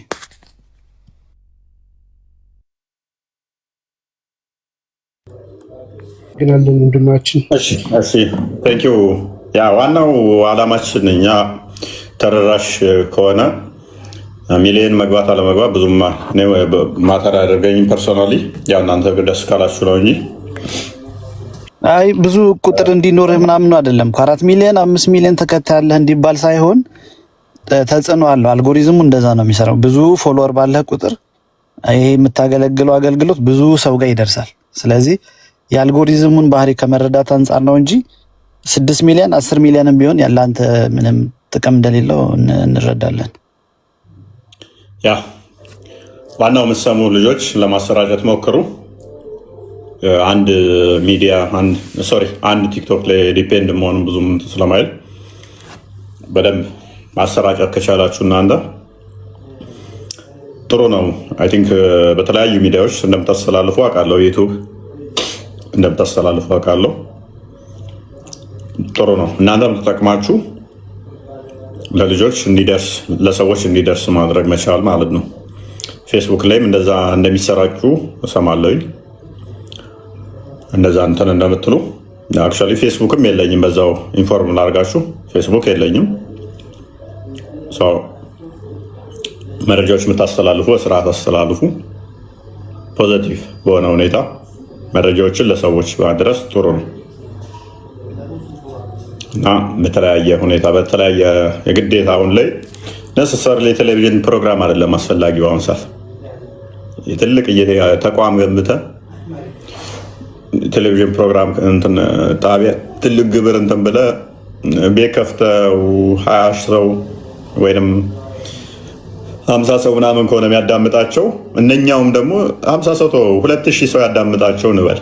2000 ሰው ደግሞ የራሳቸው ሰው ከሆነ which is irrelevant ገብታችኋል ያልኳችሁ የራሳችሁ ሰው ብቻ ከሆነ የሚያዳምጣችሁ ምንም ተደራሽነታችሁ እዚህ ስማሽ ነው ማለት ነው። 2000 ሰው የራስ ከሆነ ዝም ብለው በቃ እንትን እያልክ ነው ማለት ነው። አትሊስት ከዛ 1000 ሰው 50 ሰው ሌላ ሰው ወይ ጋር ተደራሽ መሆን ከቻልክ ግን አትሊስት ክርስትናው ምንድነው እስልምናው ምንድነው የሚለውን እንዲያውቁ ማድረግ ይችላል ማለት ነው። ስለዚህ ትልልቅ ተቋማቶችን መገዳደር ይቻላል። በአሁኑ ሰዓት ላይ መገዳደር ይቻላል፣ መስራት ይቻላል። ከነሱ ባልተናነሰ መስራት እንችላለን ማለት ነው። ሚዲያዎች እያንዳንዱን በስራ ከተጠቀምንበት እና ጥሩ ነው። ያው እስልምናው ላይ ትንሽ ክፍተቶች ስላሉ መተጋገዝ ይፈልጋል፣ ህብረት ይፈልጋል።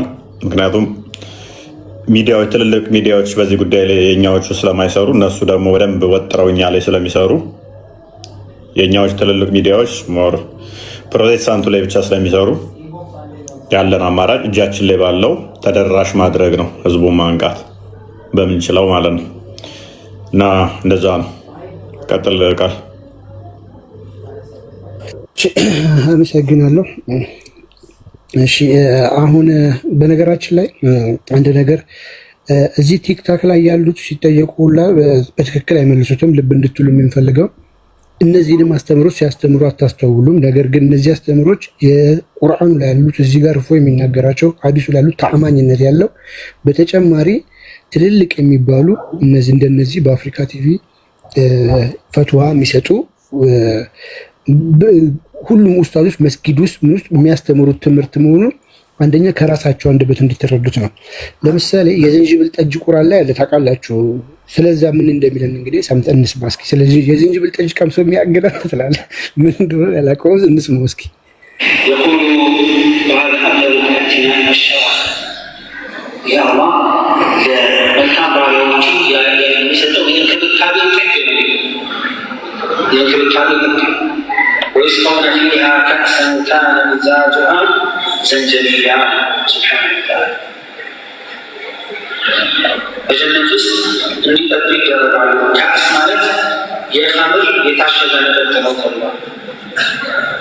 እዚህ ከመጠጥ ላይ መደረጃው አብሮ የተቀላቀሉ የትኛው ቦታ ደግሞ ዘንጀቢል የሚባለው ነው። አላህ አባሮቹ ይህ ሌላ ሊቀልቁት ሌላ መጠጥ ነው።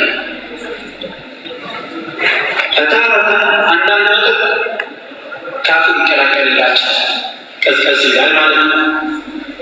ዘንጀቢል ደግሞ ሞቅ ያለ ነው ይላሉ ባህሪ። ቀዝቃዛና ሙቀት አንድ ላይ እንደየ ሁኔታው ሲጠጣ ሚዛናዊ ምን ይሆናል? የተረጋጋ ስሜት ይፈጥራል። ውሃ ላይ ዘንጀቢል ምናለታገሩና እነዚህ አብራሮች አንዴ ይበረዝላቸዋል፣ ሌላ ጊዜ ደግሞ ያኛው ይበረዝላቸዋል። ኢባዱላህ የሚባሉት ምርጥ የአላህ ባሪያዎች አንቀረቡ። እነሱ ደግሞ ከሁለቱም መደረጃ ዋናውን የሚጠጡት ዋናውን ይጠጣሉ።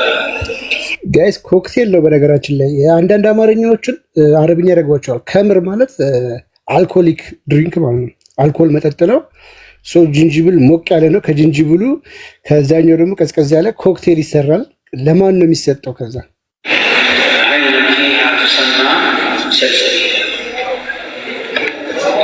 ዘንጀቢል ምንድነው ካላችሁ ሰልሰቢል የሚባል ምንጭ አለ ጀነት ውስጥ፣ ከዛ ሊመነጭ ነው አለ ሱብሓነሁ ወተዓላ። ሰልሰቢል የተባለበት ይላል ሊሰላሰት መስጊድሃ ወሒደቲ ጀልዲሃ፣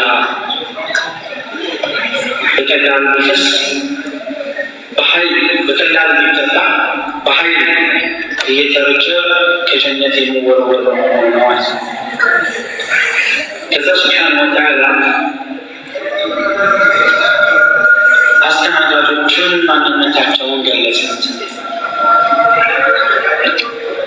የአስተናጋጆችንና ሌሎችንም ንማዎች ገለጸ። ጀመረ ጌላታ ኢንሻአላህ ለሚቀጥለው በጉጉት እና የዝንጅብል ጠጅ ይጠመቅላችኋል። ኮክቴል ነው። ዝንጅብል ሞቃታማ ስለሆነ ይበረዛል፣ ይሰጣችኋል። ዝንጅብሉን ትጠጣላችሁ ማለት ነው። አስተናጋጆች አሉ። which is I think የሆነ ባር ነገር ነው አለ ሲያስተምር ራሱ የሆነ ባር ውስጥ ያለን ነው የመሰለን። እነዚህ ነገሮች በምድር ኃጢአት ነው። አሁን አይጠጡም እኮ በነገራችን ላይ አሁን አይጠጡም፣ አጠጡ ተብለዋል። በኋላ ግን ይፈቀድላቸውና ይጠጣሉ። ግን የዝንጅብል ጠጅ ተጠምቆ ብንቀምሰው ደስ ይላል ትላል። እኛም ጓግተናል ምን አይነት ነው ብለን አስበዋል። ጠጁ መበረጃው ነው ዝንጅብል ወዳ ዝንጅብል ሞቅ ያለ ስለሆነ ይበረዝበታል። ያኛው ምን ያህል ኃይለኛ ሊሆን እንደሚችል ማሰብ ነው። መበረጃው ውጪ ጠጅ አለ፣ ብርዝ አለ።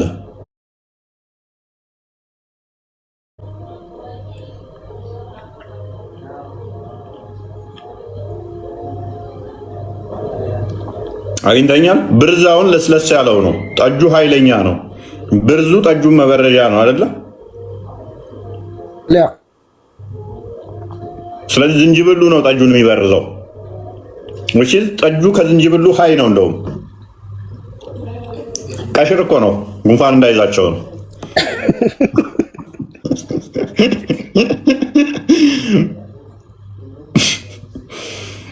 በገነት ወስዶ ቀሽር ሊያጣና ደግሞ አዚደኩም ሲል እንዴት ነው እሱ? አላህ ደግሞ አዚደኩም ይላል። አዚደኩም ማለት ምን አነሰ፣ ምን ጎደለ፣ ምን ይጨበር እንደማለት ነው። እኔ ውሃ ብቻ ይኖርልኝ ገነት። አባቱ ጠጅ ሆነ ይሰራል። ውሃ ነው ዋናው፣ ለሰው ልጅ ወሳኙ ውሃ ነው። ውሃ አለ ቢል ኖሮ ነው የራሱ ወሰወስ ነበረ። በውሃ ይምጣብኝ።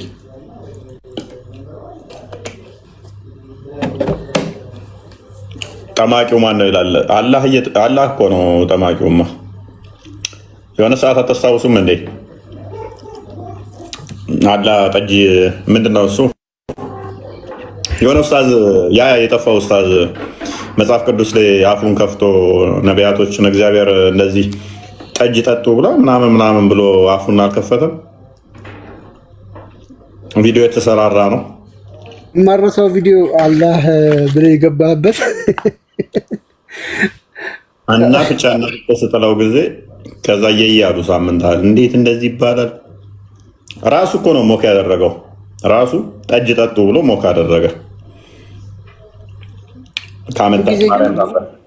ነበረ ለምን እንደዚህ ያልክ ብለው አይደለ? አሁን ይሄ ኡስታዝ የዝንጅብል ጠጅ አለ ሲል ለምንድን ነው እሱ የማይጠይቁት? ሁሌ ጥያቄ የሚሆንብኝ አንተ የተናገርካቸው ነገሮች በመስጊድ ያስተምሯቸዋል። አንተ አሁን አላህ ጠጅ ጠምቆ የዝንጅብል ጠጅ ያስተናግዳል ስትል ኦፍኮርስ ይሄው ያስተናግዳል አዚደኩም ይላል አሉ ራሳቸው ሼህ ኢብራሂምም አሉ ይሄኛውም ኡስታዝ አለ።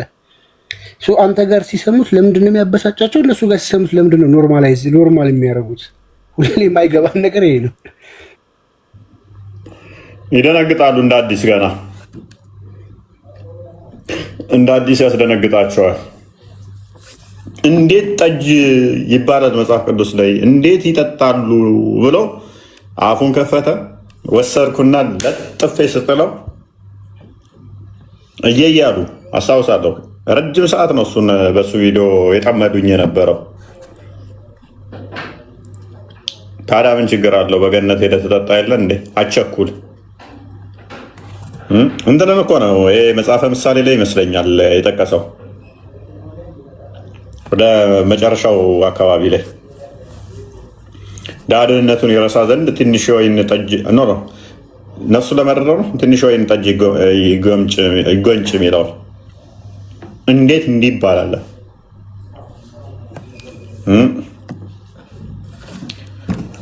እሺ አስታውሰዋለሁ። ቼክ ላድርግ አንዴ።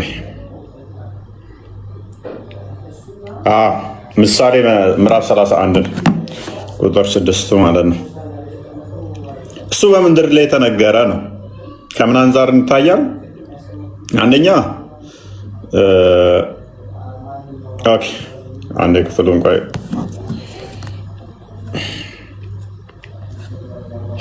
ክፍሉን አንዴ ላውጣ። ኦኬ፣ ተከፍተዋል ላይ ነው ክርስቲያኑ ወርዷል። መጽሐፈ ምሳሌ የቱ ጋር ነበር? እጭ ይቅርብኝ እባክሽ፣ ይጠፋብኛል አንዳንዴ መጽሐፍ ቅዱስ መክፈት እርጅና መጥተዋል። ምዕራፍ 31 ላይ ያለላችሁ ለማንኛውም በፊት ያው አንድም በምድር ላይ ትንሽ ብጠጣ ችግር የለውም፣ መስከር ወንጀል ነው፣ ኃጢአት ነው። ገላትያ ምዕራፍ 5 ቁጥር 19 እንደሚናገረው ስካር፣ ዝሙት፣ ምንፍቅና እንደዚህ ምንድናቸው ይላል?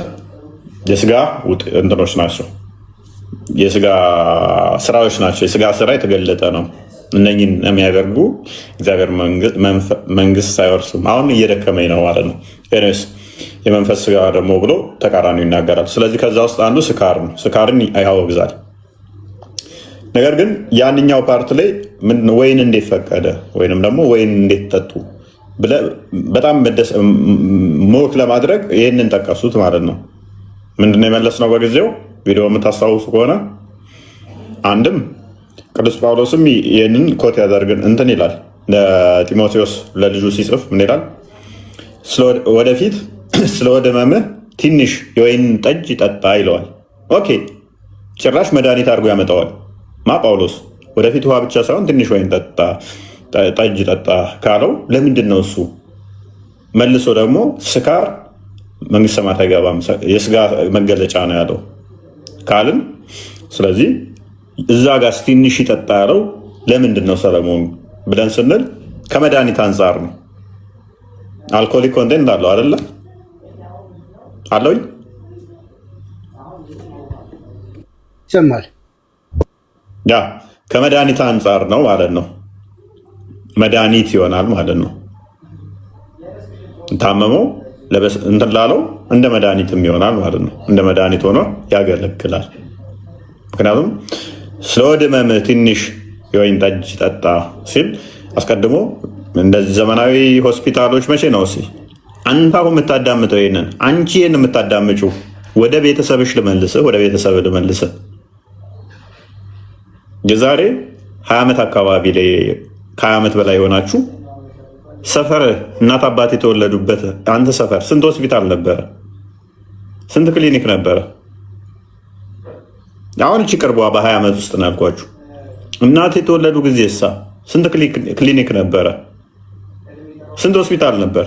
እናት እንዴት ነው የተወለደችው? ጠይቃት። ሰፈር ውስጥ እንዴት ነው የወለደችው? እንደዛ ነገር።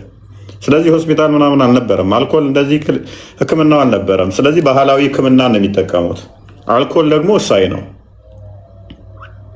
አልኮል ወሳኝ ነው ማለት ነው።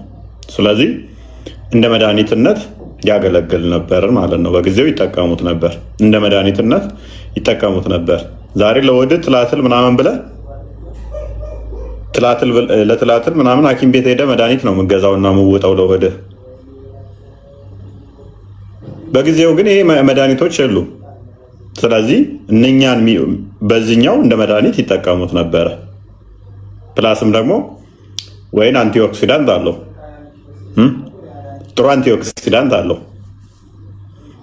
እነኛ አንቲኦክሲዳንቶች ደግሞ የፍሪ ራዲካል እንትኖችን የማስወገድ አቅማቸው ሀይ ነው አንቲኦክሲዳንት ስላለው። ስለዚህ ለስጋዊ እንትን በትንሹ ጠቃሚ ናቸው ማለት ነው። በሰውነታችን ውስጥ ሃይሊ ፍሪ ራዲካሎች የሚከማቹ ከሆነ ኢቨን ካንሰር ኮሲንግ ነዋል። በጤና ዘርፍ ላይ ያላችሁ በደንብ ታውቁታላችሁ። ለተለያዩ በሽታዎች የሚዳርጉ ናቸው። ስለዚህ እሱን መጠቀም ሃይሊ አንቲኦክሲዳንት ስለሆነ ወይን መጠቀም በትንሹ በጊዜው እንደ መድኃኒትነት እንከሬ ተደርጓል ማለት ነው። ይሄ ለስጋዊ ነው፣ በምድር ነው። በገነት ስንሆን ግን ህመም የለም፣ መራብ መጠማት የለም። እዛ እሱን ተስፋ እናደርግም እንዳያመን ብለን አንጠቀመውም ማለት ነው። እናንተስ በገነት ሄደህ እሱን በትልቅ የኩባያ ጠጣለሁኝ ብለህ አሁን ስለማልጠጣ በገነት መጠጣት ብቻ እንደሚያስቀው በገነት ስትጠጣ ደግሞ በገሃነም ያሉ ሰዎችን ታጓጓለህ። አንተ በምድር ላይ ጠጥተህ ነበረ እንቁልልጭ እኔው በትልቅ የኩባያ እየጠጣው ነው ብለህ ታጓጓለህ። የህፃን ልጅ ጨዋታ ነው የሚመስለው ይሄ። ታጓጓቸዋላችሁ ይላል። የህፃን ልጅ ነው የሚመስለው። ለሴ አንተ ሙስሊም ነህ፣ እናትህ ክርስቲያን ከሆነች በትልቅ አንድ የኦሮሚያን ክልል የሚያክል ኩባያ ወይንም ደግሞ የሆነ የአማራን ክልል ወይ አፋርን የሚያህል ብቻ ዘህ ኩባያ ዘህ ጠጅ ሞልተህ ማሚ ይታይሻል የምጠጣው ጠጅ እንቁልልጭ እያልክ ስትጠጣ ስታሳያት የሚያጓጓቸዋል ይላል። ተረት ተረት ነው። ውጡ ከእንደዚህ አይነት ሃይማኖት ውስጥ ውጡ። ከመሬ ነው ቢኒ እና እንትና ሳሚ ግን አስበዋል። ቡስ ይህ ለመድኃኒትነት መጠቀሙን መሐመድ ተናግሮት ወይ ተግብሮት ቢሆን ኖሮ ሳይ ሚራክል እያሉ አያስቀምጡንም ነበረ። ለዚህ ግልጽ ማሳያ የግመል ሽንት መድኃኒት ነው ብሎ ይጠጣ የለን። የግመል ሽንት መድኃኒት አይሆንም ያለ ሰው የግመል ሽንት ካንሰር ኮዚንግ ነው የግመል ሽንት መድኃኒት ነው ብሎ ግን እሱን ይጠጣል። የግመል ሽንት ሰላም ነው። እንዴት ነው? አለን። ችግሩ እኮ መሰለህ መሐመድ ቶታሊ ምድራዊ ስለሆነ አየህ፣ መጽሐፍ ቅዱስ እግዚአብሔርን ያየ ይላል። አየህ፣ በውስጠኛው አይን እግዚአብሔርን ማየት ያስፈልጋል። እና ቅድም ከስር የተከታተልኩ ነበር ለሱ ይሄ ነገር ተራ ሆነብሽ አልካት እና ለክርስቲያንኛ ይሄ ነገር ለእኛ ተራ ነው፣ ምክንያቱም እግዚአብሔርን አይተነዋል። መሐመድ ግን አየህ ቶታሊ ምድራዊ ስለሆነ ስጋዊ ስለሆነ ሰማይንም እንደዛ ነው የሚስለው እንጂ ከጠጣ የሆነ እንቁልልጭ የሆነ ትዝ ይላልኛ ልጆች እያለን ድሮ የሆነ ትልቅዬ ዳቦ ምናምን ሲሰጠን ሮጠን ለጓደኞችን ለእኔ ትልቁ ደረሰኝ ምናምን እንደምንለው ማለት ነው። ያ ሜንታሊቲ እና ይሄ በቃ ምድራዊ ከመሆን አንጻር ነው። ምንም አይነት መለኮታዊ ምንጭ ምንም አይነት መለኮታዊ ኦሪጂን እንደሌለው ነው የሚያሳየው። ይሄ በራሱ በነገራችን ላይ ይሄ በራሱ እስልምና ውሸት እንደሆነ ነው የሚያሳየው። ከሞት በኋላ ስላለ ህይወት ያለው ማብራሪያ ፒውርሊ ምድራዊ ከሆነ ምንጩ ከመለኮት ሊሆን አይችልም። ምክንያቱም መለኮት ሪሉ ነገር ነው እንጂ የሚነግረን ከምድር ጋር አመሳስሎ እንደዚህ አይነት ነገር አይናገርም። እና አስተዋይ ላለው ሰው ይሄ በራሱ ይሄ ብቻውን ነው ብላችሁ ሌላው ነገር እንዳለ ሆኖ እስልምና ቶታሊ ማንም ሰው በጤናው ሊከተለው የማይችለው ነገር እንደሆነ ማወቅ ይችላልና ለማለት ነው። ቀጥሉ። እሺ እንግዲህ አሁን በተለይ ፎይ በተናገረው ላይ ምን ጭንቅላቴ ውስጥ መጣ መሰላችሁ? እነዚህ ሰዎች መቼ ነው ቅዱስ የሚሆኑት? በዘላለም ህይወት ውስጥ እንኳን እየኖሩ ቅድስና የላቸው። ሌላውን ማብሸቅ፣ ሌላውን ዲስክሬስድ ማድረግ ባይዘው ጥያቄም አለኝ። ጀነትና ጀሃነም ጎን ለጎን ናቸው። ከጀነቱ ነው ጀሃነም ያሉ ሰዎችን አንተ በምድር ጠጥተህ ነበር፣ እኛ ደግሞ በዚህ እንደዚህ ያገኘን እንቁልጭ ማለት ይሄ አሁን ቅድስና ነው? መቼ ነው ቅዱስ ሆነው የሚኖሩት? መቼ ነው ከክፋት የሚወጡት? በሰማይ ቤት ሄዶ ሰዎችን ዲስክሬስድ የማድረግ ሐሳብ አለ ነው የሚሉ። እንደ ቅዱሳን ግን እንደዛ አይደል። ስለጠፉ ነፍሳት ያዝናሉ። ነፍሳት እነሱ የገቡበት ቦታ ባለመግባታቸው ያዝናሉ እንጂ እንደውም ይበስ የታባ በምድር ላይ አንተ ስጠጣ ነበር፣ እኔ ደግሞ ተራይዝ እየጠጣው ነው እንቁልልጭ ምናምን። በእርግጥ ሜንታሊቲው ራሱ የህፃን ሜንታሊቲ ነው።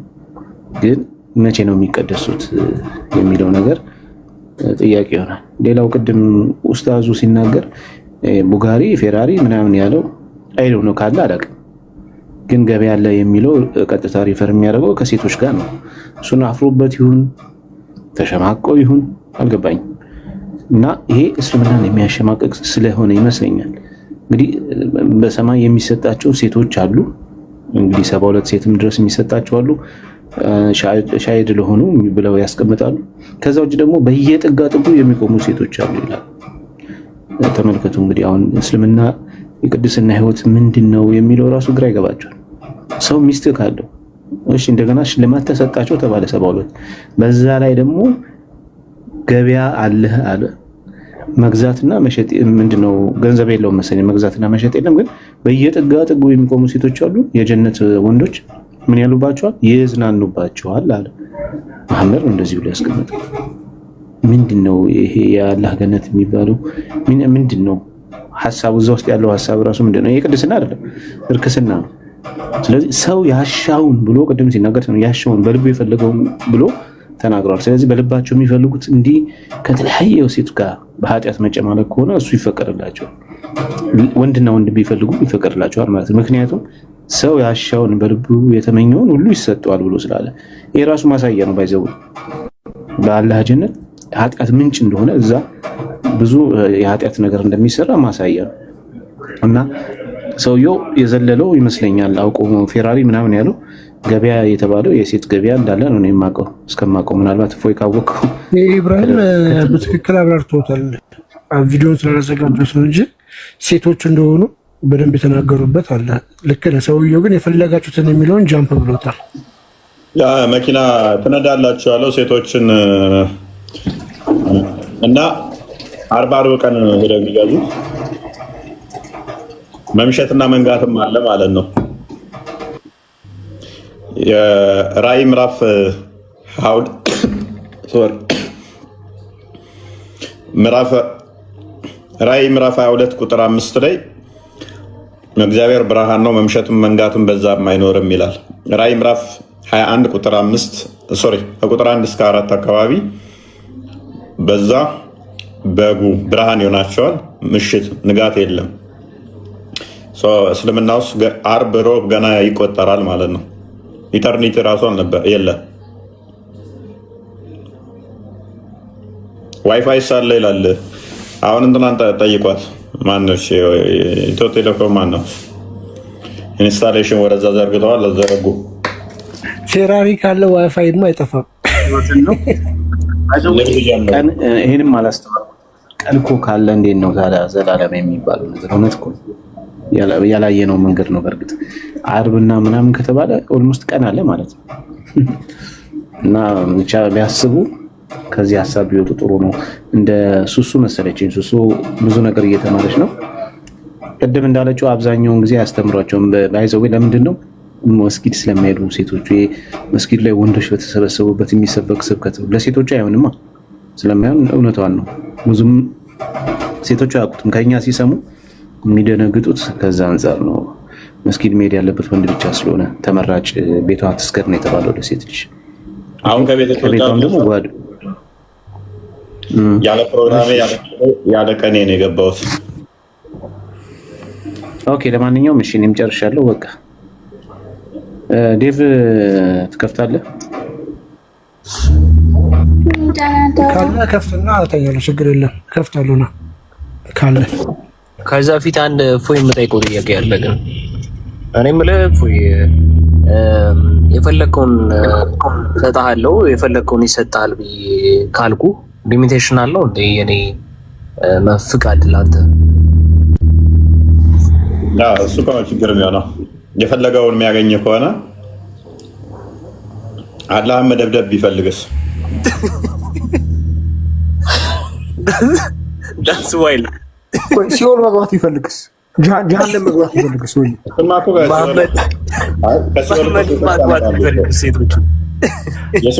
አርሹ ላይ አብሬ ልቀመጥ ማለት ቢልስ ቢፈልግስ? ከባድ እኮ ነው። አርሹ ላይ ከጎን ካልተቀመጥኩ ቢልስ? ቀላል አድርገህ የሲኦል ሴቶችን እኮ አምጥተው እኮ ይገናኛሉ እኮ አለ እኮ እንደዛ። አይ እንዴ ይቻላል የሚባል ነገር ልክ የሆነ ዊርድ የሆነ ነገር ስጠይቅ አይ እንዴ አይቻልም የሚል ከሆነ የፈለከውን ሊል አይችልም ማለት ነው። ያ ማለት ምን ማለት ነው? የተፈቀደልን ብቻ ታገኛለህ ብለህ በሚለው ነገር ነው ሊስተካከል የሚገባው። ስለዚህ የፈለጋችሁት የሚባል ነገር ይኸውላችሁ የገነት እንትን ሜቢ ወደፊት እንገባበታለን። ብዙ ገና ያልተነገሩ ብዙ አሉ። ወደ 8 ገነት እንትኖች አሉ፣ ደረጃዎች አሉ፣ ገነቶች አሉ። እያንዳንዱ ገነት ደግሞ ኪላፍ አለው። አክቹአሊ ሐዲሱ ላይ ልጠቁማችሁ። እሺ 100 ደረጃ አለው ገነቱ ራሱ 100 ደረጃ አለው። አንድ አዲስ ነው። መሐመድ ላይ ሰላት ስታወርድ 10 ደረጃ ከፍ ይላል። ቁርአንን በቀሩ ደግሞ እንዲህ ሚል አለ። በእያንዳንዱ አያ አንዳንድ ደረጃ አለ ይላል። የቁርአን አያ ስንት ነው?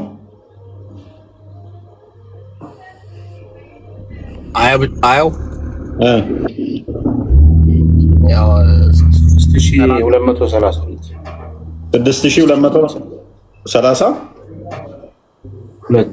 ጁዝ። ስለዚህ በገነቱ ስንት ደረጃ አለ? 6232 ደረጃ አለ። አንዱ ከአንዱ ይበላለጥበት ነው። አንዱ በደንብ አስተውሉ። ከአንዱ ደረጃ አንደኛው ደረጃ ጋር ርቀታቸው ከምድር እስከ ሰማይ የሚሆን ነው። ከአንደኛው ደረጃ አንደኛው ደረጃ የሚራራቁት የምድርና የሰማይ ያህል ርቀት አላቸው። ወይንም 5000 ጉዞ ርቀት አላቸው።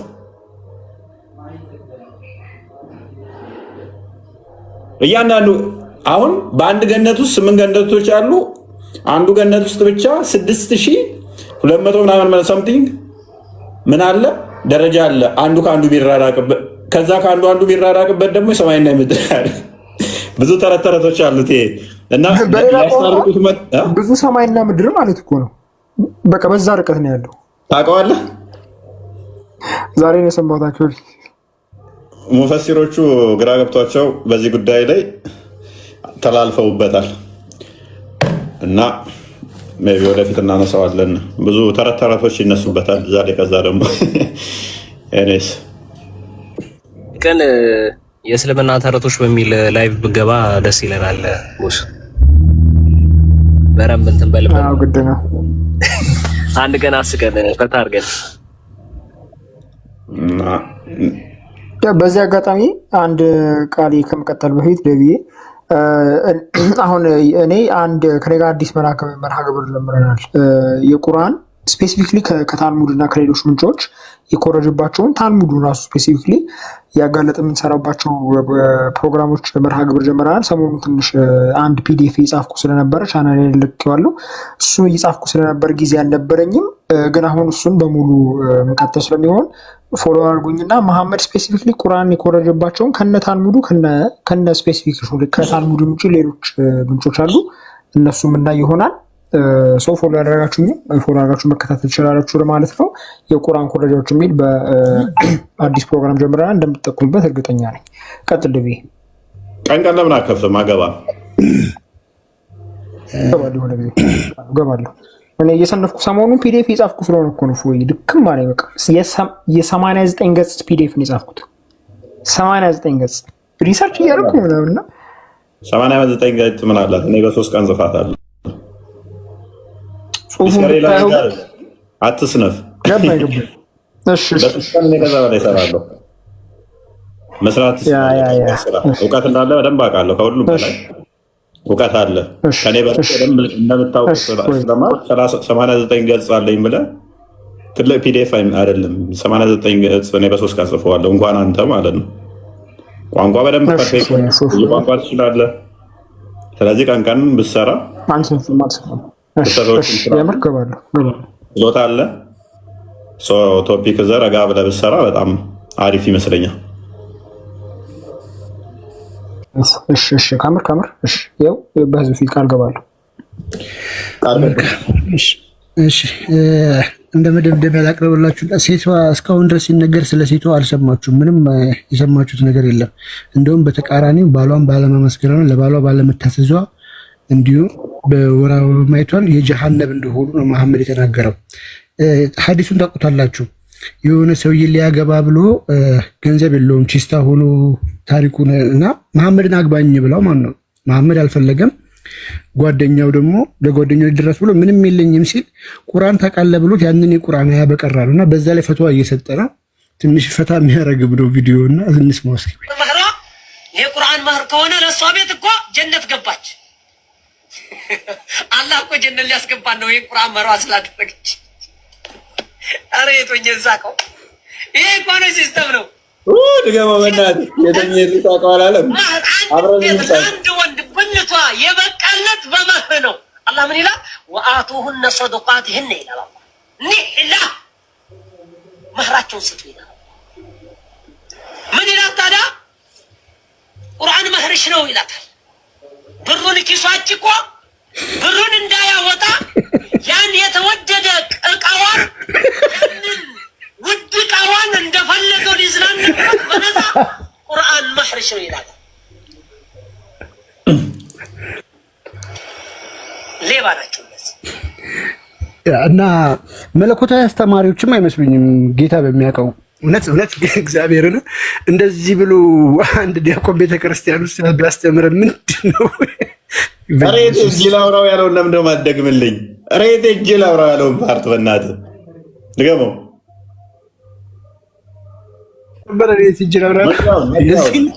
መግቢያውን አሁኑ ነው። ኦኬ እሺ።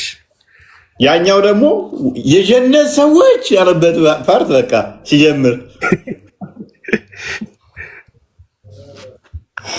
እሷ በእሷ ቤት እንግዲህ የቁርአን ከሆነ መህራ የቁርአን መህር ከሆነ ለእሷ ቤት እኮ ጀነት ገባች። አላህ እኮ ጀነት ሊያስገባን ነው ይሄን ቁርአን መህሯ ስላደረገች። አረ የቱኝ እዛቀው ይሄ እኮ ነው ሲስተም ነው። መህር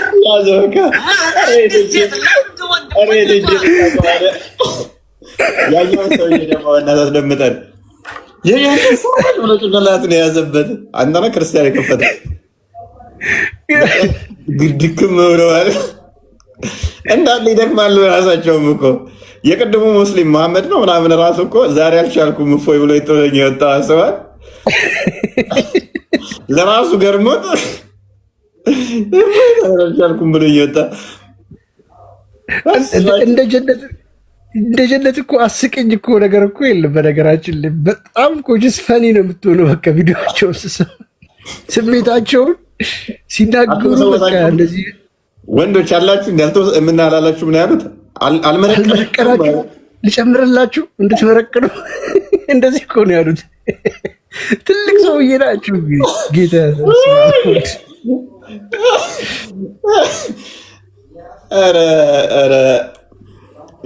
ከዛ በዙር ደግሞ ይመጡና እኛን ጡታቸው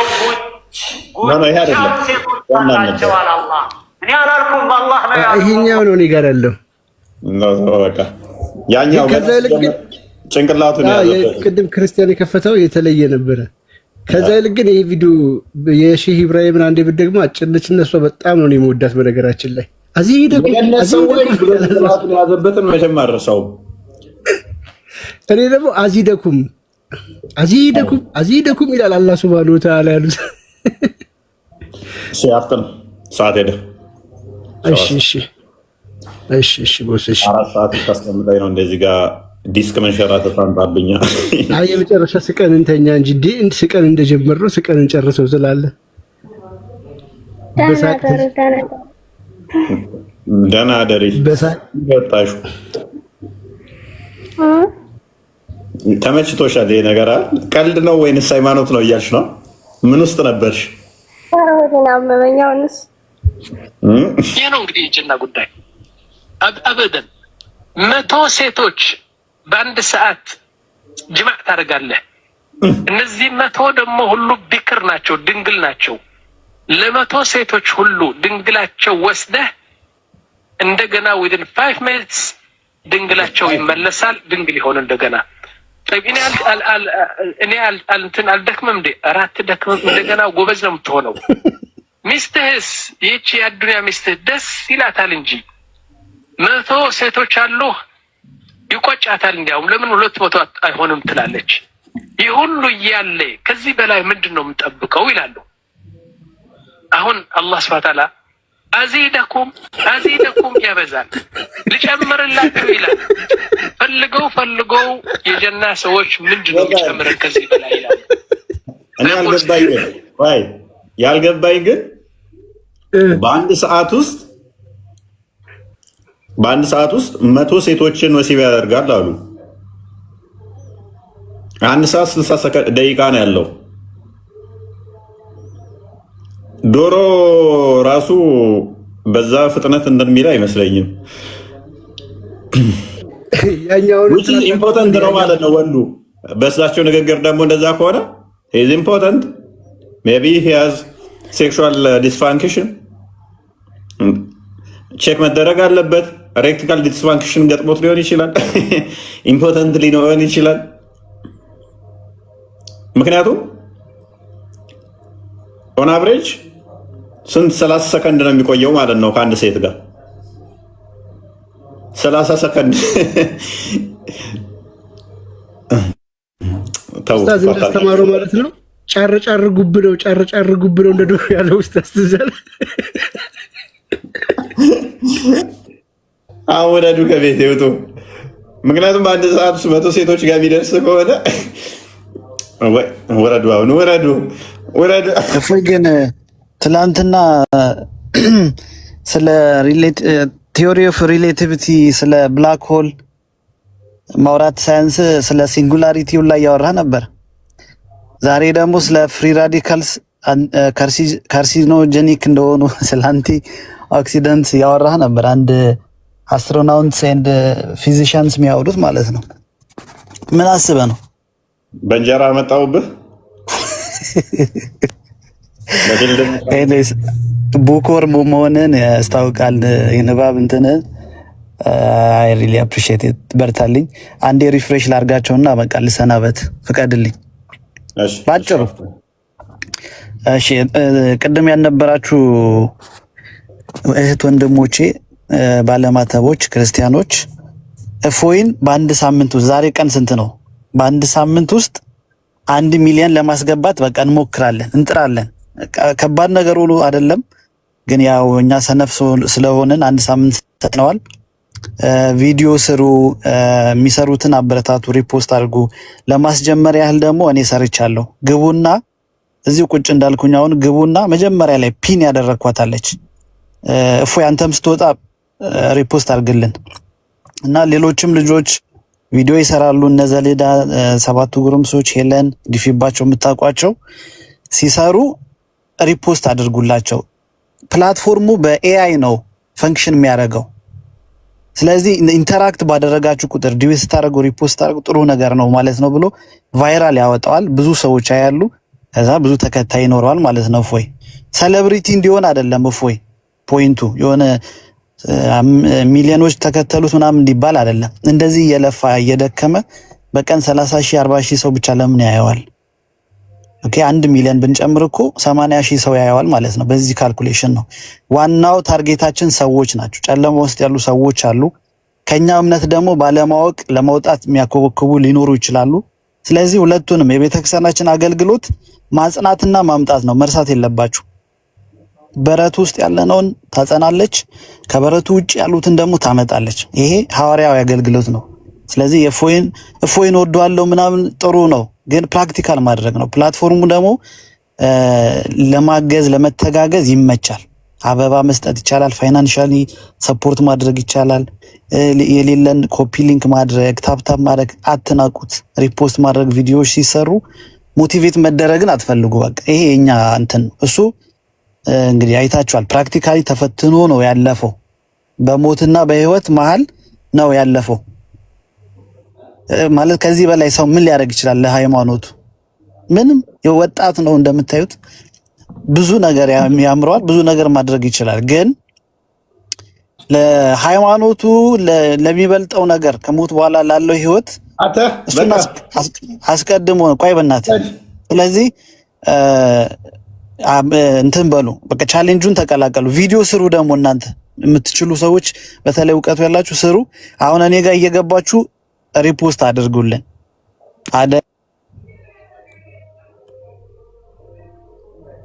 ወረዱ አላረጀውም እንዴ? እናመሰግናለን ጋይስ።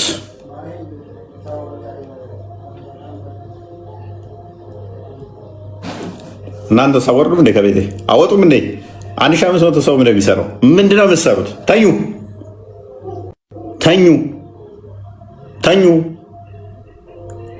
እናንተንስ እንዴት ነው ማስወረድ የምችለው? እንዴት ነው ማባረር የምችለው?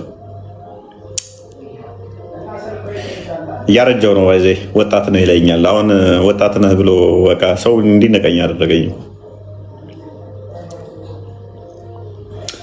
ጣፋጭ አብዝቻለሁ እና የምግብ ፍላጎት ቀንሷል። ጣፋጭ አብዝቻለሁ። እያረጀው ይሁን ወጣት እየሆንኩ ይሁን አላውቅም።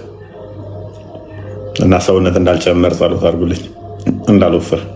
ስትወፍሩ ይከብዳችኋላ፣ ትሰንፋላችሁ።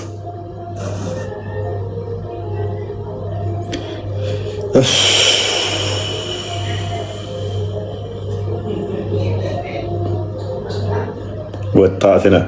መኃልየ ዘሰሎሞን ምዕራፍ 5 ቁጥር 16 ላይ መኃልየ ደጋግመህ ጠቅሰው ሰምቻለሁ። ኡስታዞች አስማሟቸው ቅድሚያ፣ ከዛ ወደኛ ጋር ነው። አንደኛው ሽታውም የለም ለሙሐመድ አልተነገረም ይላል። አንደኛው ደግሞ ለሙሐመድ የተነገረ ነው ይላል። ሌሎቻችሁ ደግሞ መኃልየ ዘሰሎሞን ሞክ ታደርጉበታላችሁ መጽሐፉን።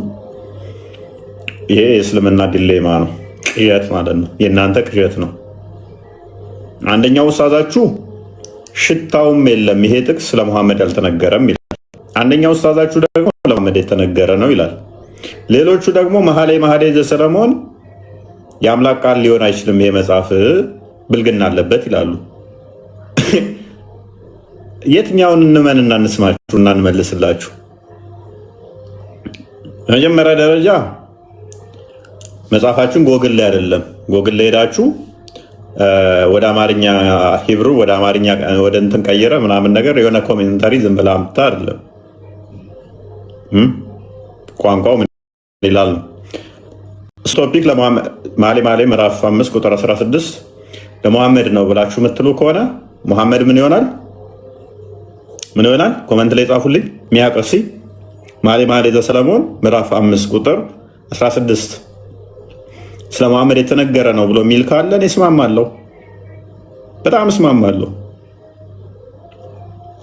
እስማማለሁ። የትኛውም ሰው መጥቶ ለሙሐመድ ይውላል ካለኝ አልቃወምም። እሱን ክፍል በጣም ነው የምስማማው። ግን ሙሐመድ ምን ይሆናል ማለት ነው? ክፍሉን የተናገረችው የሰለሞን ሚስት ነች። ኦኬ። ስለዚህ እንደ እስልምና 124,000 ነቢያት መጥተዋል ብለው ያምናሉ። ስለዚህ ትንቢት ሴት ተናግራለች ማለት ነው። ነብይ ነች እያሉ ነው የሰለሞን ሚስት።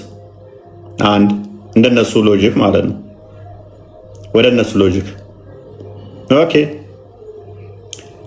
የአፉ ማማር ትላለች። ማማር የሚለውን ነው እንደዛ ብለው የተረጎሙት አይደል?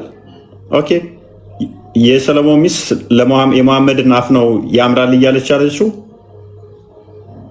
ስለዚህ ለእኔ ነው እሷ የተናገረችው ካለ ሙሐመድ የሰለሞንን ሚስት ይመኛል ማለት ነው። ኦኬ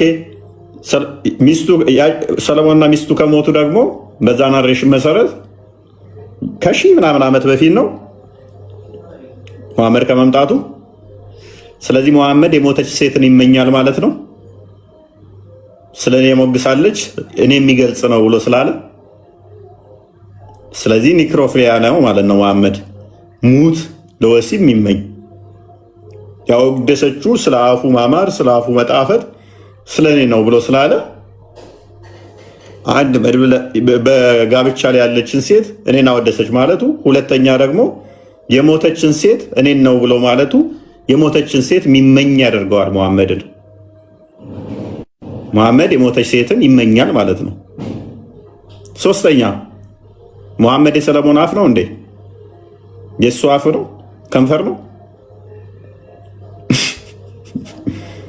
አራተኛ ሕዝቅኤል ላይ ለምሳሌ ይኸው ቃል ተጠቅሷል። እዛ ላይ ደግሞ ማን ይሆናል ማለት ነው? ሙሐመድ የሕዝቅኤል ሚስት ይሆናል ማለት ነው። ስለዚህ ሙሐመድ ግብረ ሰዶም ነው ማለት ነው። ሙሐመድ ግብረ ሰዶም ይሆናል ማለት ነው በዛ ሎጂክ መሰረት። ይሄን ሁሉ አርጉመንት ማፍረስ አትችሉ። ክፍሉን ጥቀሱት። እኔ ጋኑና ግብረ ሰዶም ይሆናል፣ ሙት የሚመኝ ይሆናል፣ የሰው ሚስት የሚመኝ ይሆናል፣ ሴት ነብይ ያደርጋል። ይሄ ሁሉ አርጉመንት አታፈርሱትም።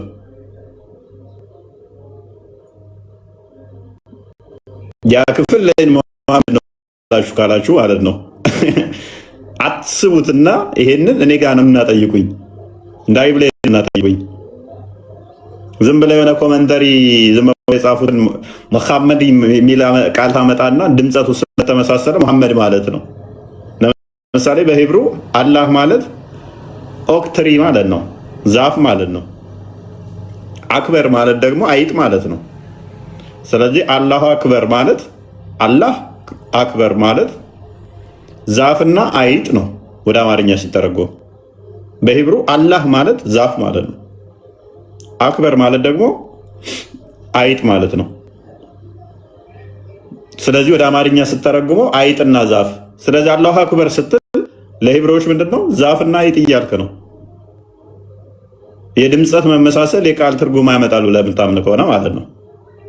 የቃል ትርጉምን ያመጣል ምትል ከሆነ ያንን ሎጂክ ያዙትና ከአምስተኛ ክፍል እንደምንም ብሎ ስድስተኛ ክፍል የወደቀው ልጃችሁን እኔ ፊት ዞት ይምጣሱን አርጉመንት እስልምና ላይ ደግሞ ንጽጽር እንዳይገባ አድርጌ ቀብርበታለሁ ማለት ነው። ነብያችሁ ምን ያደርገዋል? ግብረ ሰዶም። ነብያችሁ ምን ያደርገዋል? ሙተመኝ። ነብያችሁ ምን ያደርገዋል? የሰለሞን አፍ። ነብያችሁ ምን ያደርገዋል? የሰው ሚስት የሚያባልግ ያደርገዋል ማለት ነው በዛ ጥቅስ መሰረት። ከዛስ አላህን ምን ያደርገዋል? ዛፍ። አላህን ምን ያደርገዋል? አይጥ ያደርገውና ደግማችሁ እንዳታነሱት እናደርጋለን ማለት ነው። ስለዚህ ቤታችሁ ከፍታችሁ የምታጭበረብሩት ይበቃል። እዚህ መታችሁ ኮመንት እንዳትጽፉ።